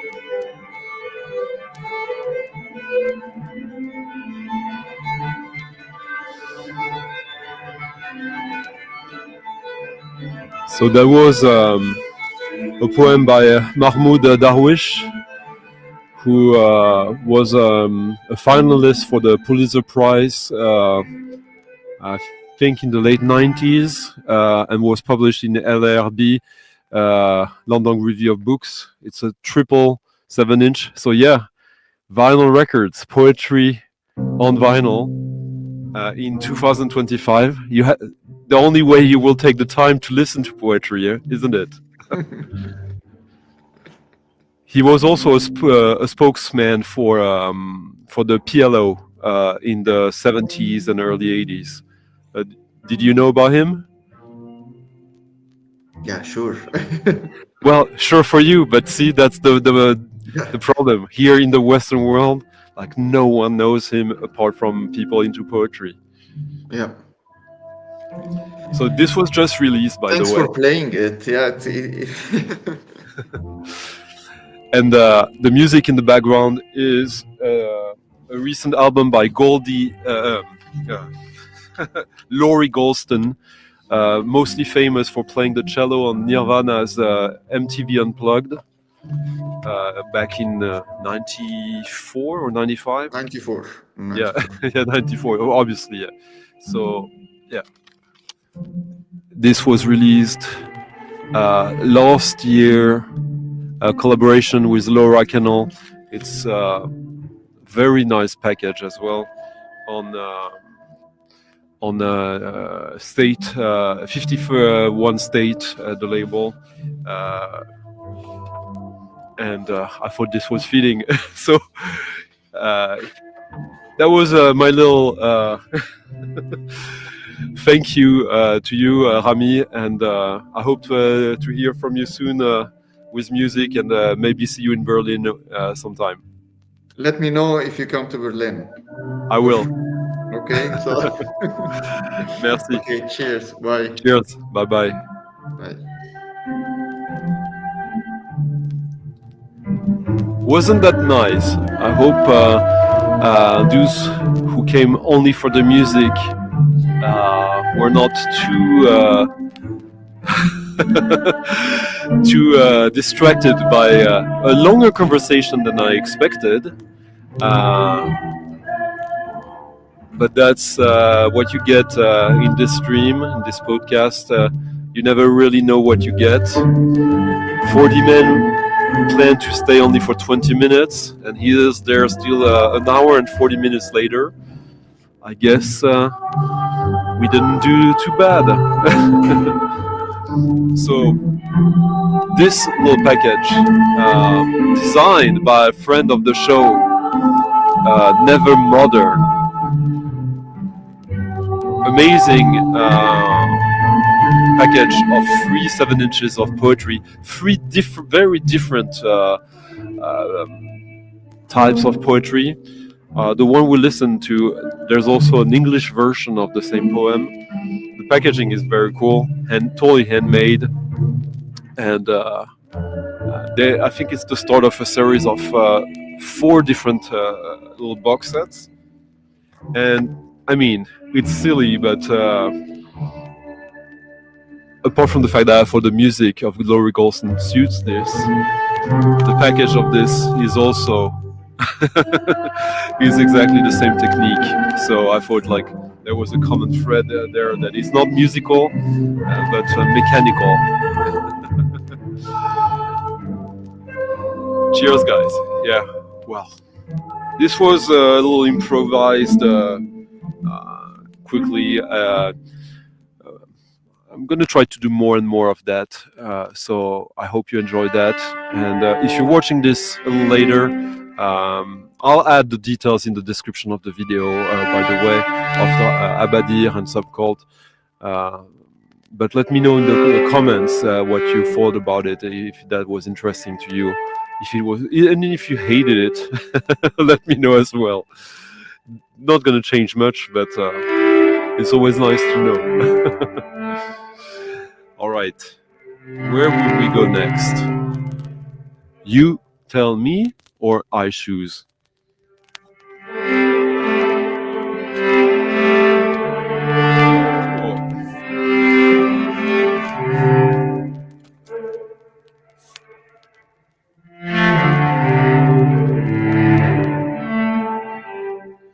That Laurie Golston album, by the way, is absolutely fantastic.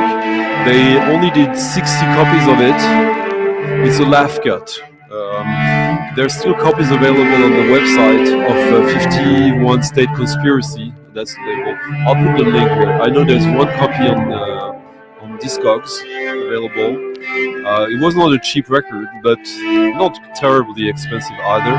But remember, 60 copies only with that box set. Very elaborate packaging. Very cool. Let me see if I can find it.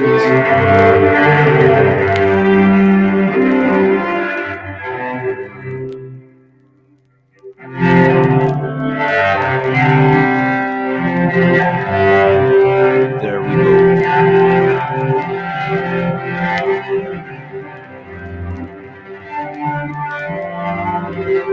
Salut Thierry. So here's the Laurie Golston record that we're listening to. Yeah, Laurie Golston, she's had a few albums now, but I think her first album was in around 2010, I'm not really sure. But the first one I got from her, 2014, Creekside Cello Solo on Mississippi. Amazing record. She had like a compilation of film scores on Sub Rosa before that, but yeah, like her very first recording, I think, a professional one, was Nirvana, MTV Unplugged.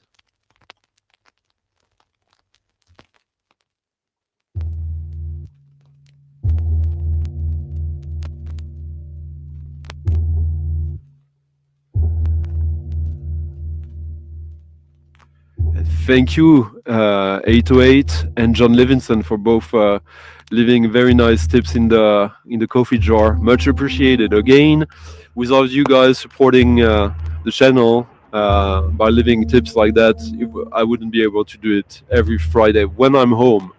Because if I'm home, I'm gonna be here as long as you support the channel. Yeah. That record I got right before I left for Bristol 2 weeks ago, and this is turning out to be one of my favorite records of the year. This is turning out to be a fabulous year, by the way. Oh, Christopher, I would suggest that you go back 10 minutes in the stream and then come back live. Did you hear me? Go back 10 minutes in the stream and come back. Yeah, there is, John.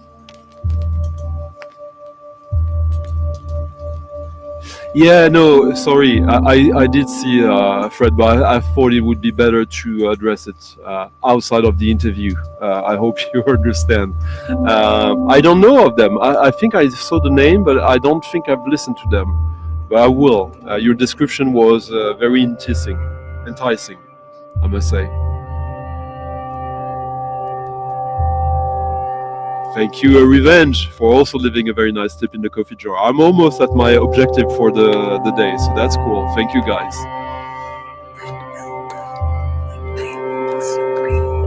So we're listening to the very first vinyl LP of an Australian musician.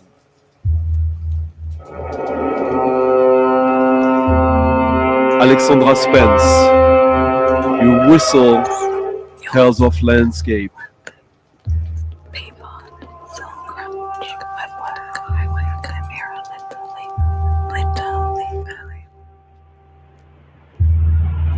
Mastered by Giuseppe Gelasi.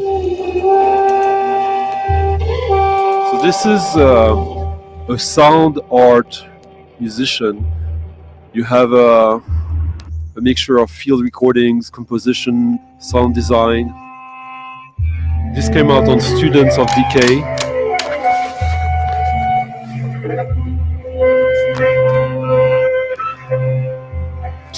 Stunning design. The mastering on this also helps a lot.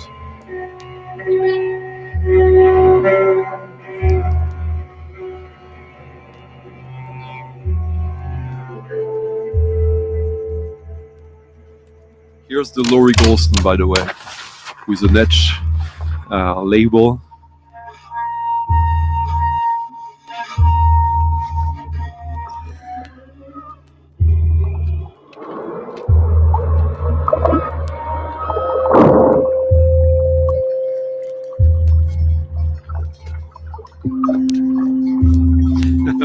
See, when you put out poetry on vinyl, you feel a sort of sense of ownership, don't you?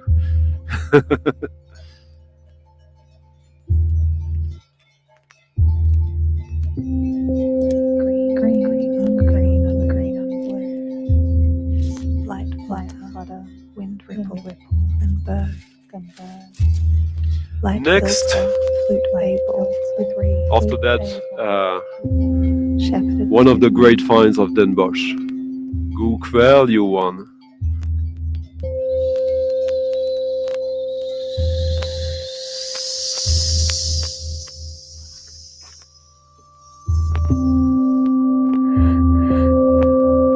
Shepherded through the mountain, spiraled well to whirlpool. Self-same membrane, water and I. Yeah, Never Modern, who did the design on that box set of 7 inches. Contact him. Soul crunch, web work. Oh yeah, your link. Highway, you can't put links here. Wait, maybe.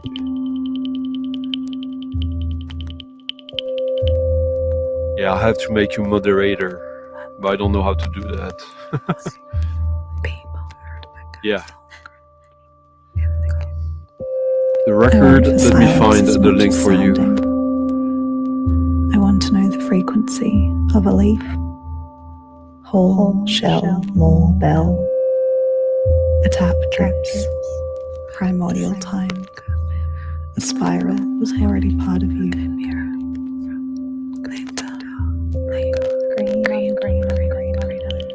Green on green on green on blue. Light flutter, wind ripple, then bird. Yeah, Christopher, put the link without the dots, so people can figure it out. Here's the Alexandra Spence record. Someone that I think, I hope I will have more to say about soon.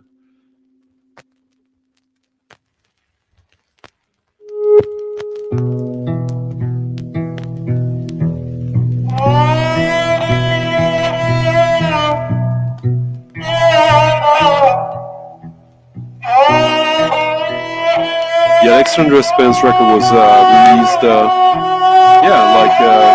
less than a month ago, and every track is different and really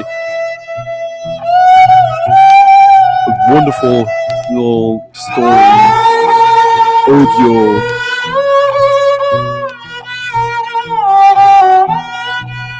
Journey, yeah.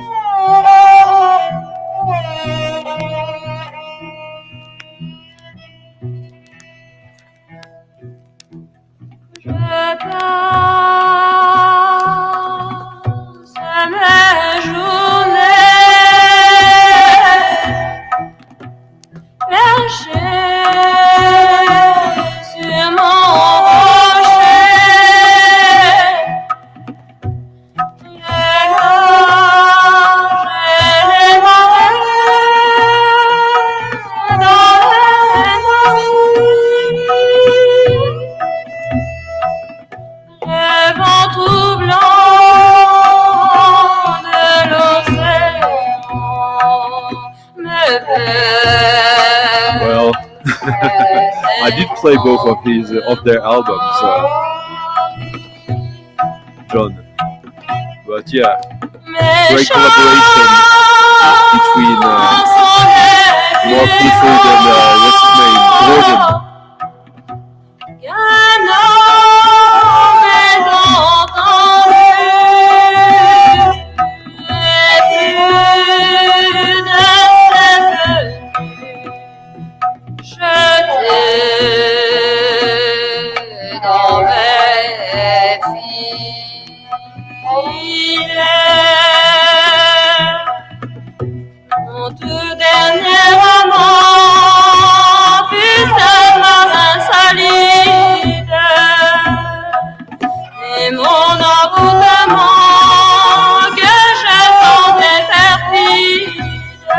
Right now we're listening to Emmanuel Paronin, film promo, Claude Lefebvre.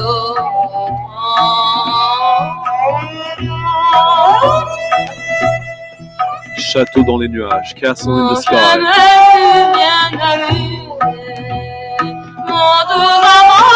Emmanuel Paronin, Dirty Dirty Hero. «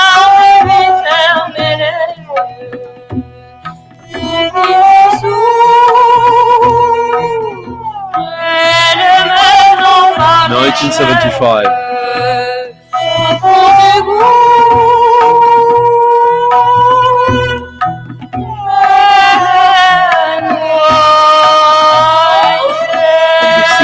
Label, which is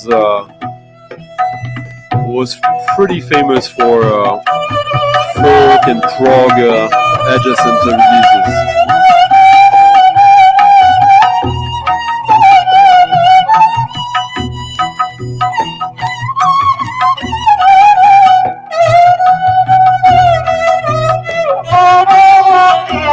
Thank you, Anthony Rioux.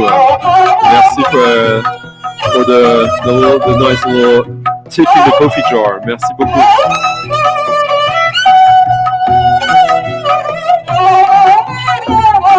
This album is fabulous. Obviously, her album, Emmanuel Paronin, La Maison Rose, has become a cult record of the 70s of European underground music. But this stands tall besides it, I would say. Hello, Paul.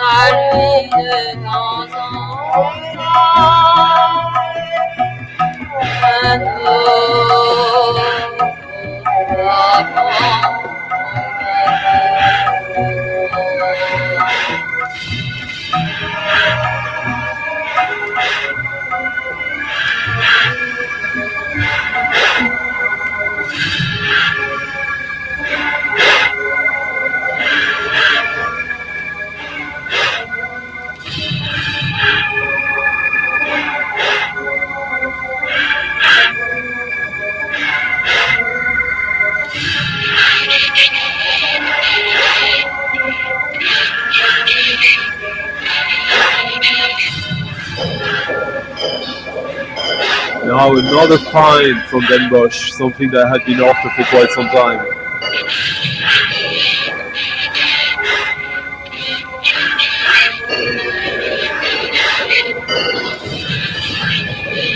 It's probably my favorite ever cover of for metal record.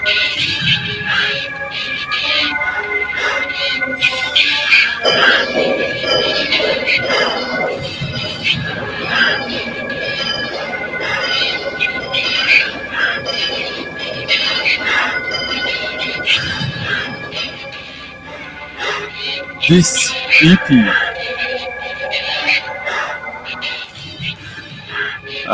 from Napalm from '91 this is the very last song made by Mick Harris, before he went full-time Scorn. And this sounds like a Scorn track, obviously. And the name of the song is indeed Harmony Corruption, which became an album of theirs that has no song like that.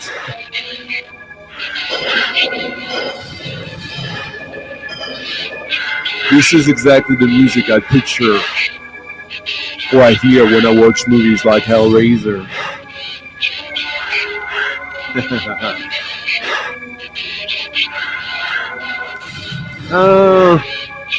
I haven't totally got into France yet. It's a bit too much for me. Yeah. But the 12-inch, I think, is the only place where you can find that track. That is pure slaughterhouse music.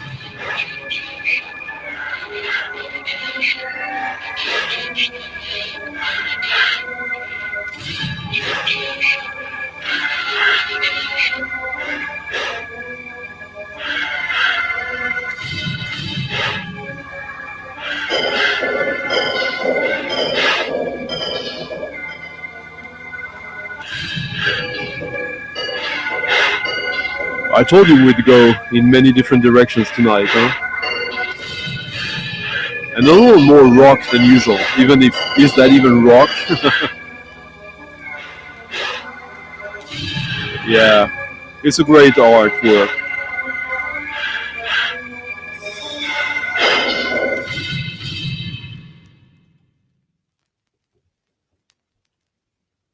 And now one of the coolest releases of 2025.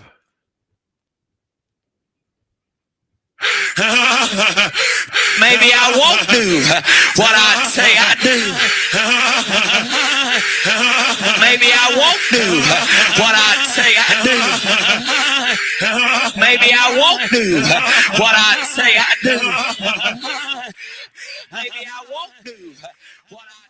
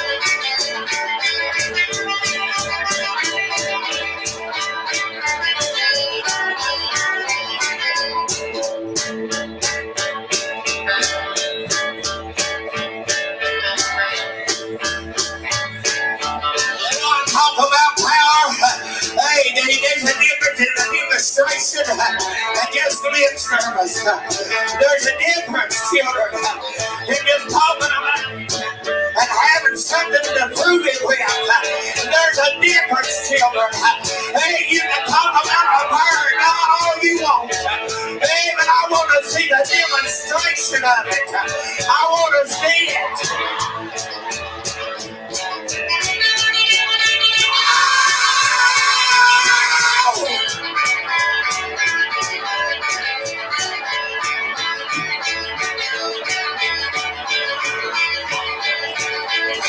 Jesus! I said Jesus!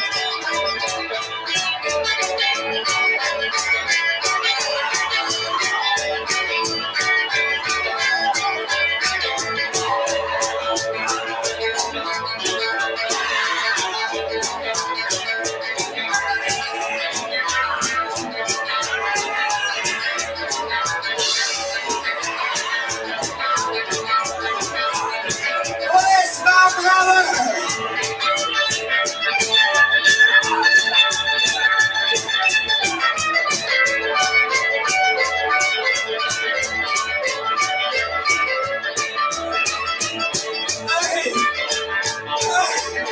Merci Pascal Laurent for the nice little tip in the coffee jar as well.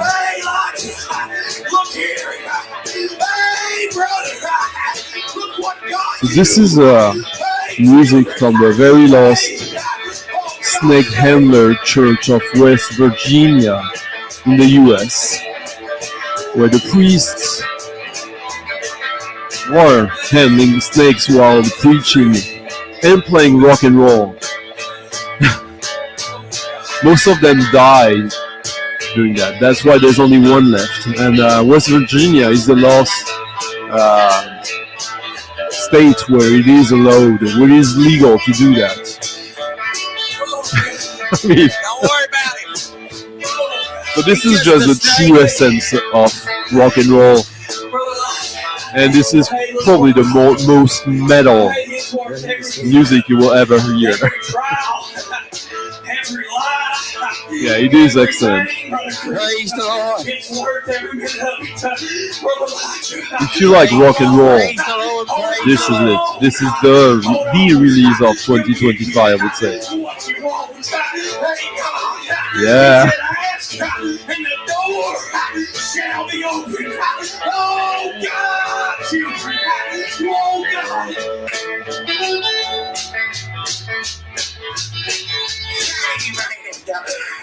What the days that we're living in? What has happened unto this generation?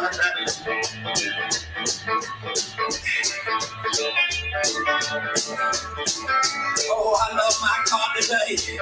I'm not always done right, but He's never left me, and He won't leave you.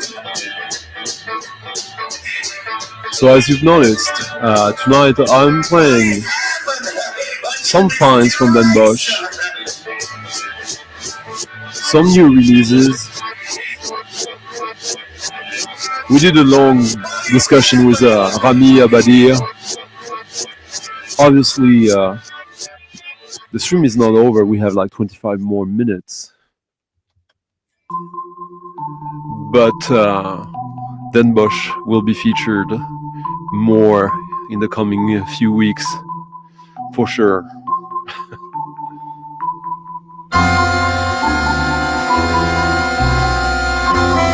Thank you, Mr. Zosh. Have a great weekend yourself. Another great release of 2025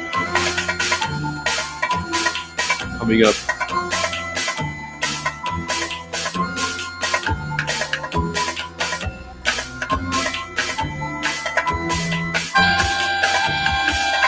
But here's the link to Pastor Chris and his congregation that we just listened to. It is cold, but it's not as cold as the Wednesday.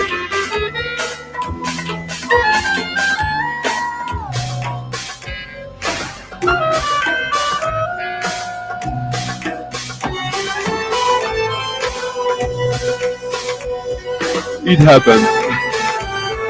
So this was, by the way, released on Sublime Frequencies, one of the coolest label, hit and miss, but always worth checking their latest releases.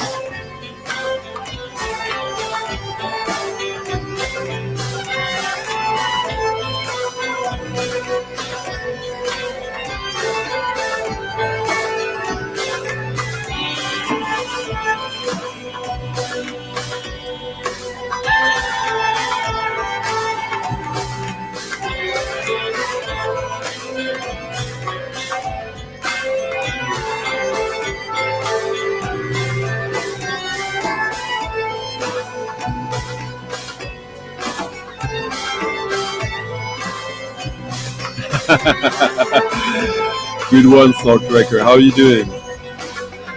Yeah, thank you for noticing.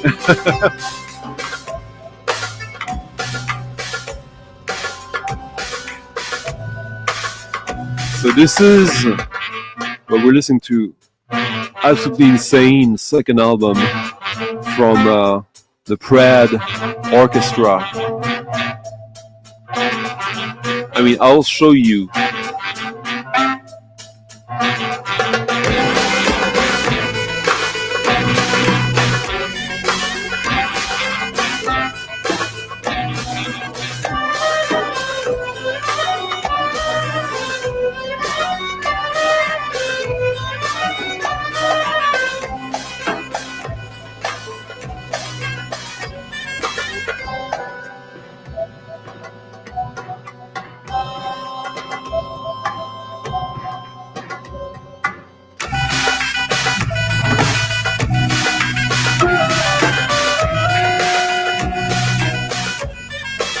So many connections with sublime frequencies and Egypt again, as you have. So this is the main project of Raed Yassin, and you have Alan Bishop, the head of sublime frequencies, Sun City Girls. You also have Maurice Souka, Sam Shalabi, and a bunch of other Egyptian musicians that I don't know. Absolutely. Much better than the first album, I think, or much more striking.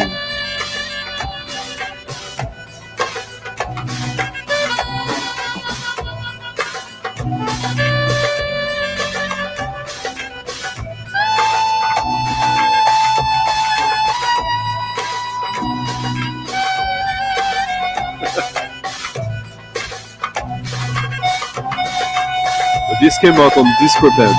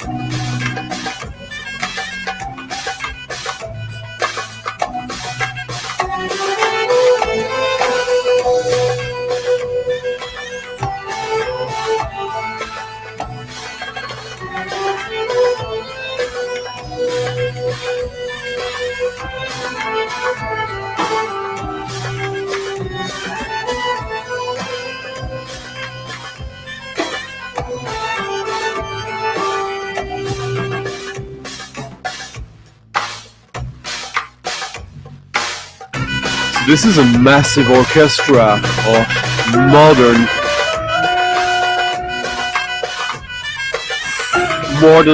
modern traditional music. You have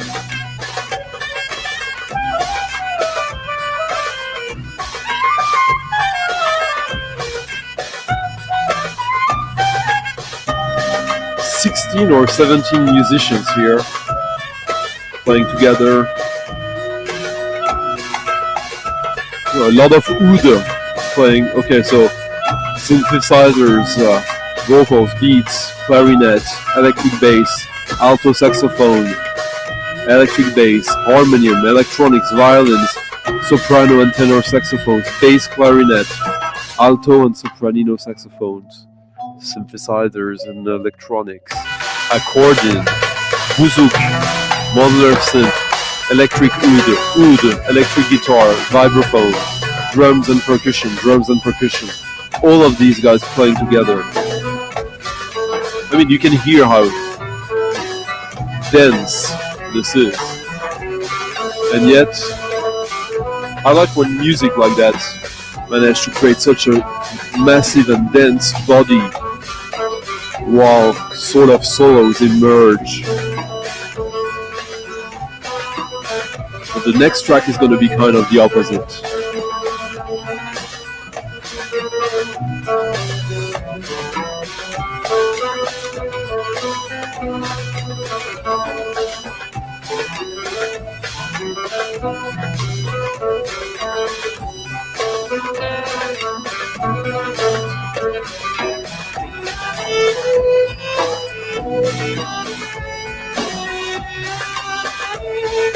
LOS of Trans Victims, 1876.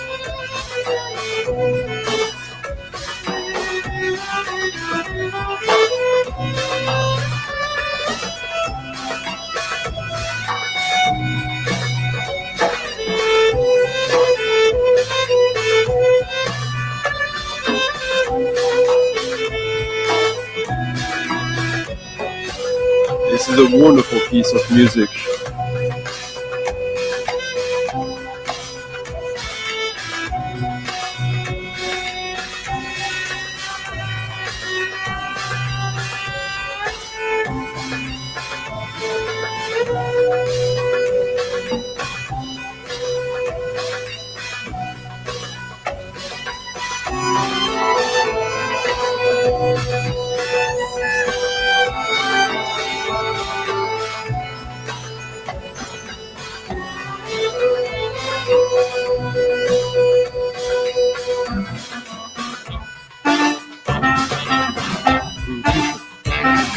Oh, thank you, Steve.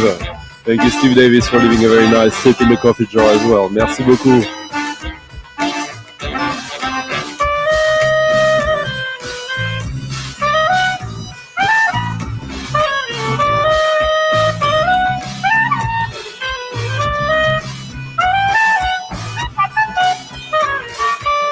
Boy, do we travel with music, huh? This song is called the Gin Dance.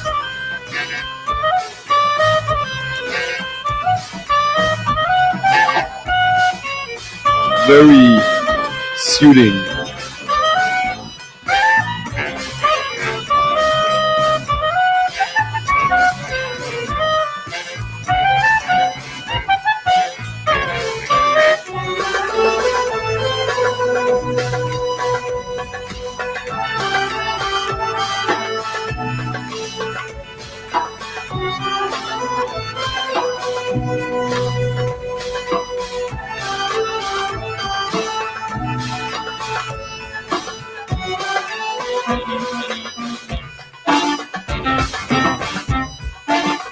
Here's the Discord link to this release.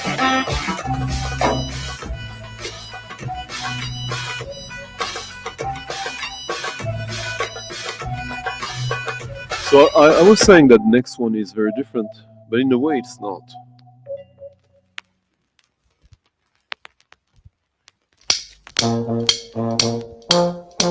Since it also operates around quite simple groove.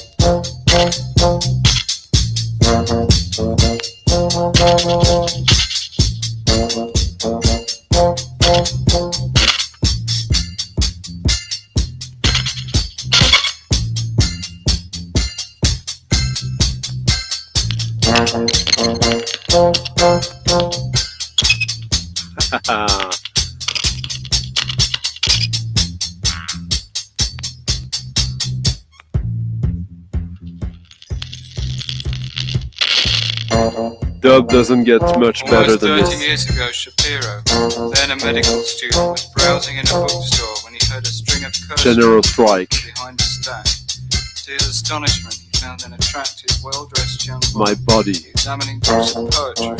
She was obviously deeply interested in minding her own David business. Cunningham and Suddenly, David without Toop. apparent reason, unleashed Flying outbursts of Lizards. obscene shouts. 1980. This was a Den Bosch find. I'd been on my want list for a long time.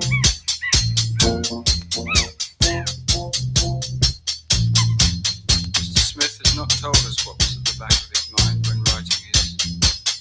If the crude expression be permissible, I should say that what was at the back of Mr. Smith's mind was an alarm of fire at the zoo, with the beasts and birds all making appropriate noises. The lion roaring, the hyena howling, the monkeys chattering, the parrot squealing. The curses of the distracted attendants cutting through them all. The work has, of course, not the slightest connection with music. Of course, yeah. Free improv, post-punk, dub.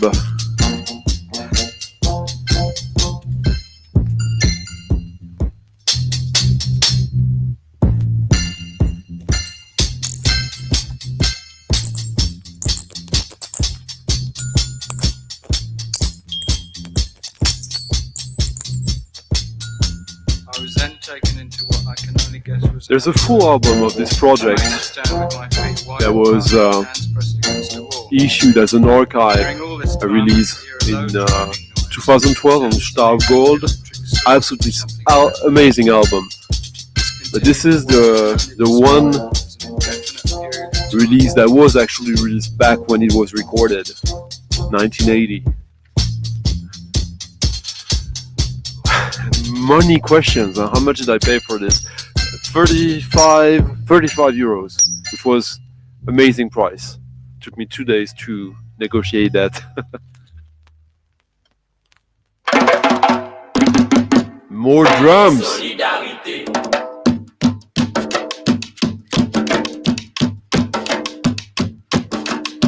Yeah, same in French.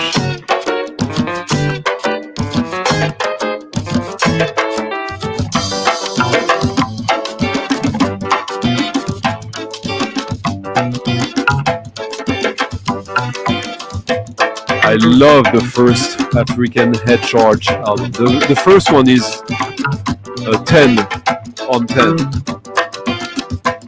I played it here like 2 years ago, maybe.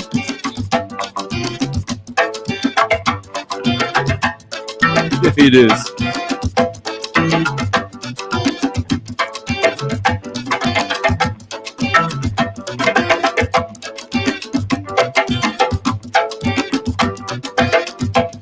Selecta K Ziwou oui oui.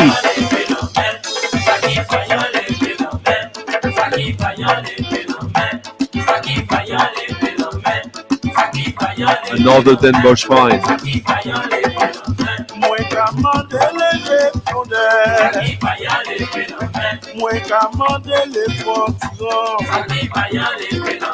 Mwen ka mande la monument. Saki pa yale fenomen. Yon musique pour nous danser. Saki pa yale fenomen. Yon musique pour nous sauter. Saki pa yale fenomen. Yon musique pour nous Selecta K. Saki pa yale fenomen. Their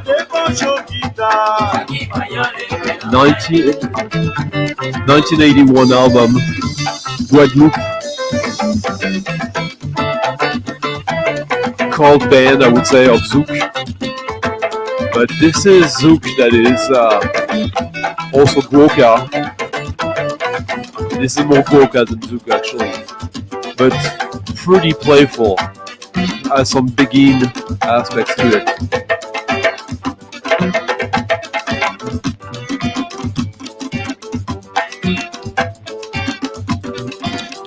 It's an album also I had been author for. It was one of my main French West Indies targets once.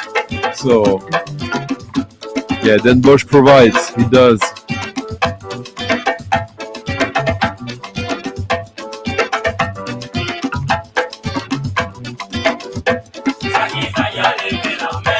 More Gwoka than Zouk, but with some Zouk aspects.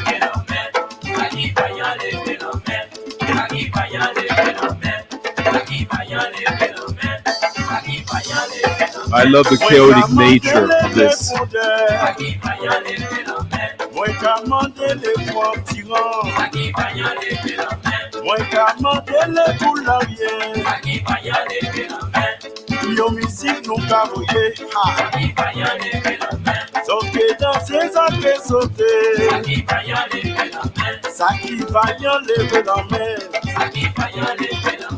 Ebe l'homme pour y travailler. Ebe l'homme pour nous rouler. Nous commençons à zéro. Nous commençons à envoyer ambiance électrique. Les petits mouns n'arrêtent. Nous commençons à zéro. Nous commençons à zéro. Nous commençons à propolis. Nous content. Nous commençons à zéro. Nous commençons à zéro.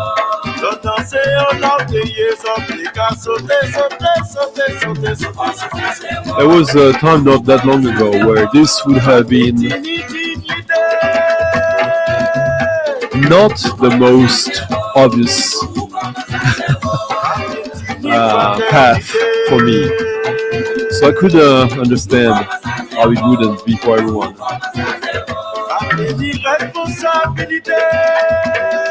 But, I mean, come on.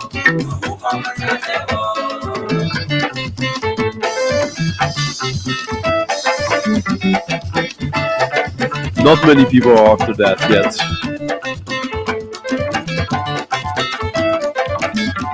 Let's put it that way. I had some time to get this, even if this one is not a cheap one. I got it for a very nice price, but I think I got it for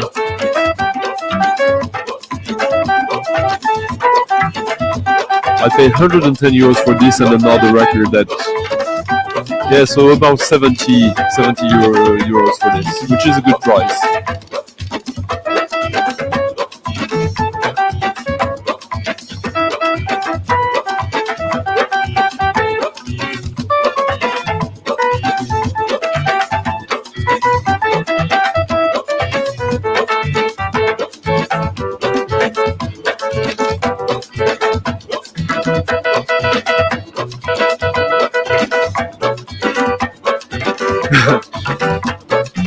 So, is it okay to say, I hope you missed me for these past 2 weeks? I guess it's a little weird to say that, right?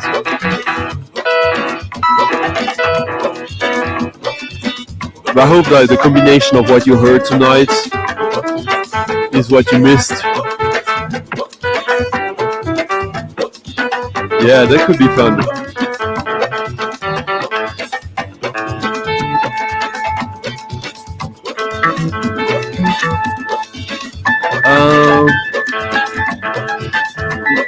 You know, 40 Men, it's a bit of a complicated equation. I have so many records I'm aware of that I don't have, that I'm on the look for at different levels. So there's a good chance I'll find stuff. But I had a bunch of records I was really focusing on, and I got quite a few of them this time. But I'm always open for finding stuff I'm not aware of. But this time I'm got a lot, like the majority of what I got was stuff I was actively looking for.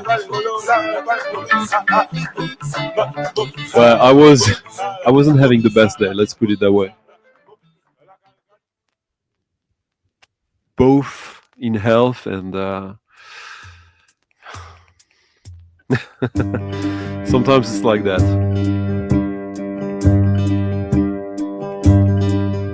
Not that secret, but yeah.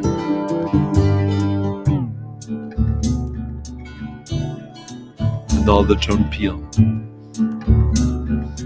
Yeah, there were a few records I knew were gonna be there. It was a matter of, will I be able to strike a deal? Let's put it that way. That's an interesting perspective. You go to a record fair, but you're actually going to a deal, and everything else is bonus.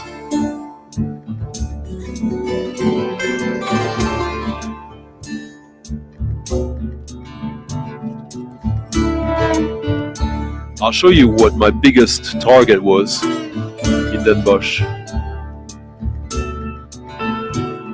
A record I kind of knew was going to be there, but I didn't know if I was going to be able to strike a deal.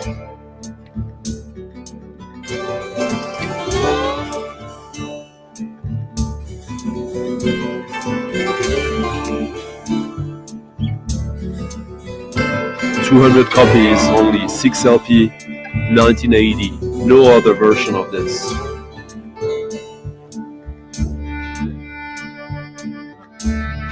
We'll get to that next week. We're listening to Blue Lake, his latest album.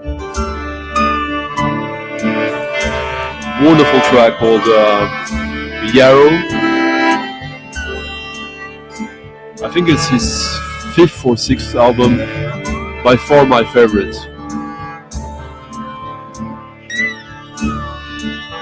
Wonderful textured jacket. Oh, wonderful. Really cool.